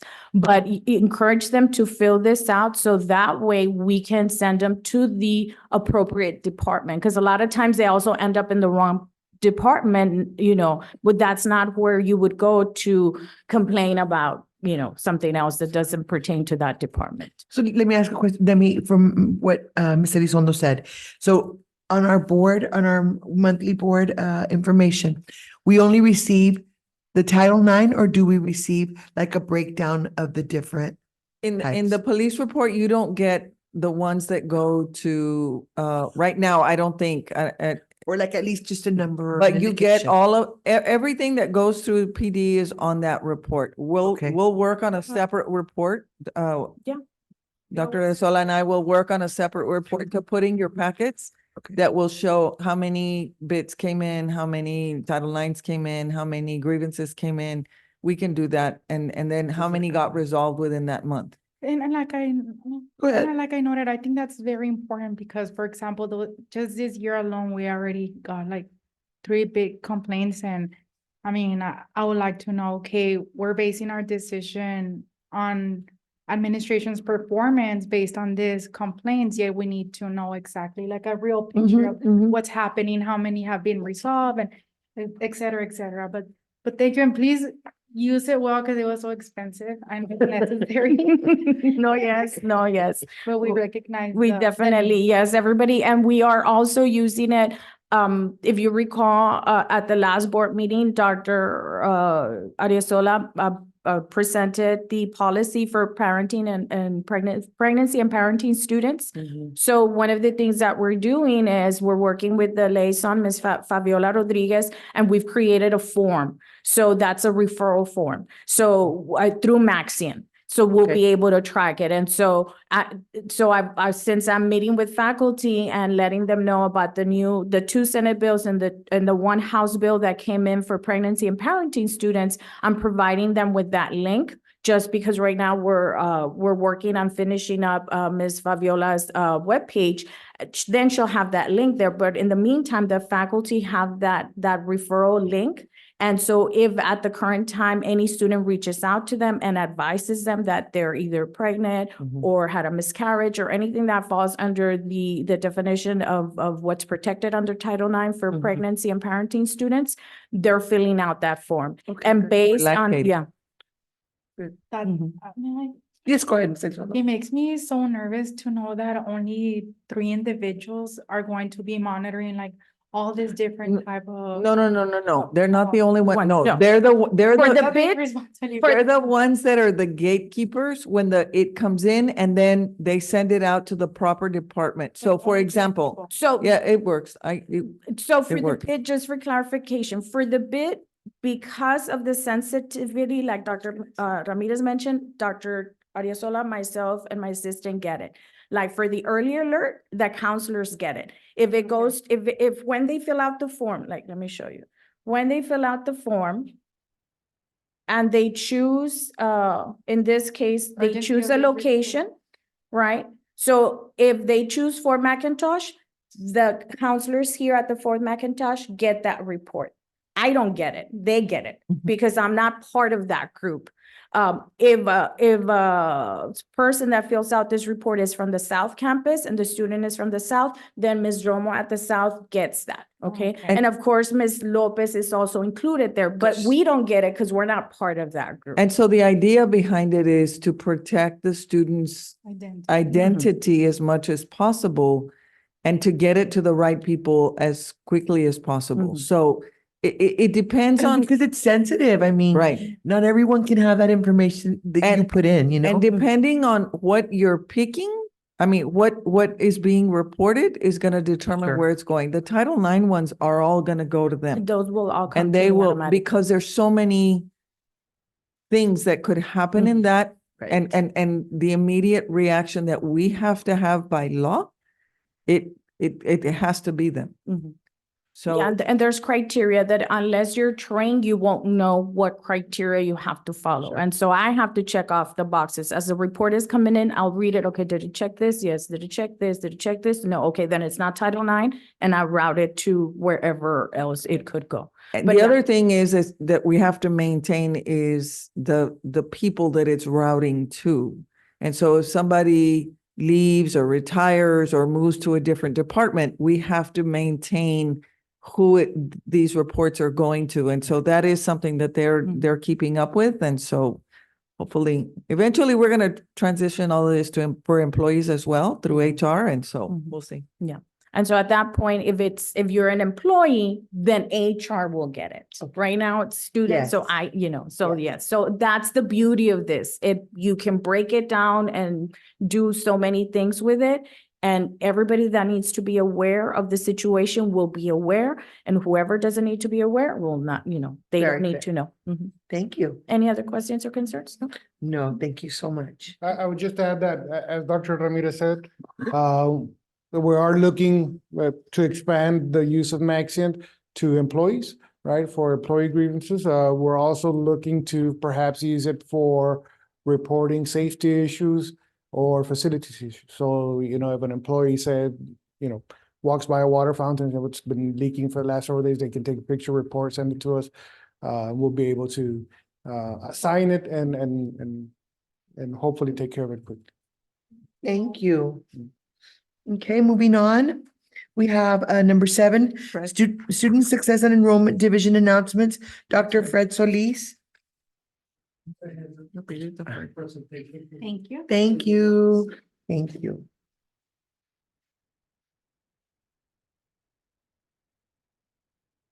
For the record, Fred Solis, Vice President for Student Success and Enrollment.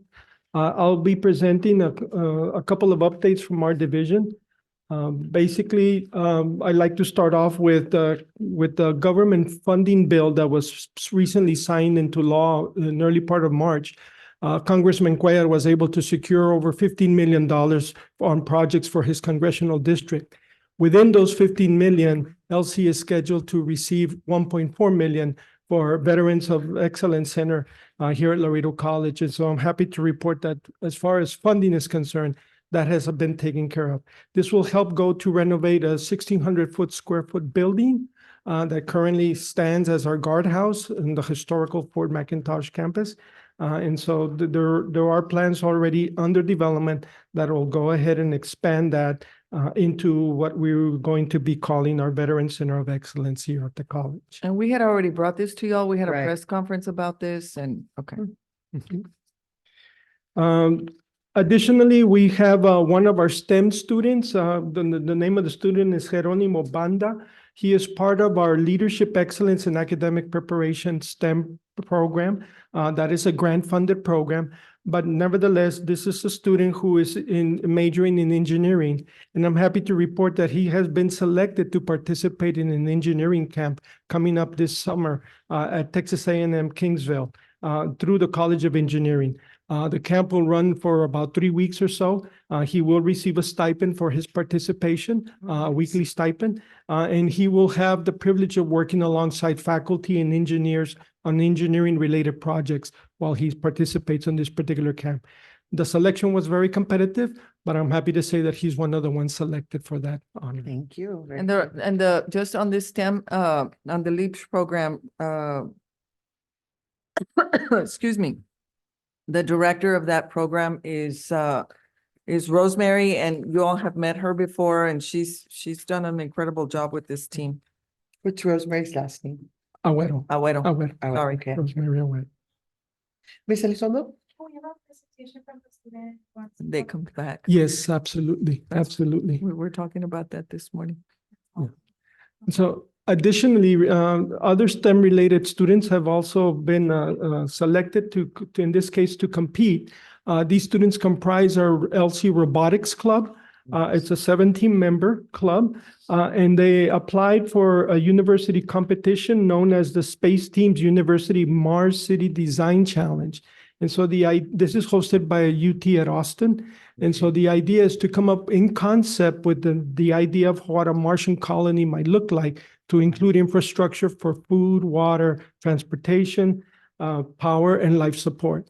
And so you have the list there of the robotics team members: Andres Cabello, Roel Arriaga, Jerónimo Banda, Garrick Blevins, Joselino Guillen, Andres Reyes, and Randy Villarreal. And all 7 members will be competing in this competition, which already started, actually. It started back in March of 11. And then the competition will continue on till April the 15th, when they will announce then the final list of who came up with the best concept for living on Mars.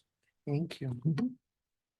Additionally, currently we have a tentative summer and fall registration open scheduled for April the 8th. As you heard, Ms. Jessica Trevino earlier said that there's some contingent actions that are coming up this Thursday, for instance. And so depending on how that happens, then we'll know how quickly we'll open up registration for both summer and fall. But as of right now, the drop date is April the 8th for us at this time. Additionally, Mr. Pedro Rivera, who is the Director of Student Life, is also spearheading a redesign of our new student orientation program. One of the lessons learned is that instead of having an open program for all students, whether they're aspiring to come to LC or not, we're going to have a program that's specifically designed for students that have already matriculated at LC. And so once registration opens, we'll start identifying who those students are. And so we'll have a totally redesigned student experience during the summer as part of the new student orientation program. Okay. And so that concludes my announcements for this evening. If there are any questions. Does anybody have any questions? No, thank Miss you. Anita- It was great to. Thank you so Thank much you. for your work as well, Dr. Solis. At this time, adjournment, do I have a motion to adjourn? Thank you. Thank you all so much for your time and all your hard work. We really Thank you, everyone. appreciate it. Thank you. And it is 8:28. We won't have another student success committee meeting till next month or the month after. In May. Yeah, maybe. After graduation, after graduation. If the board meeting is not together.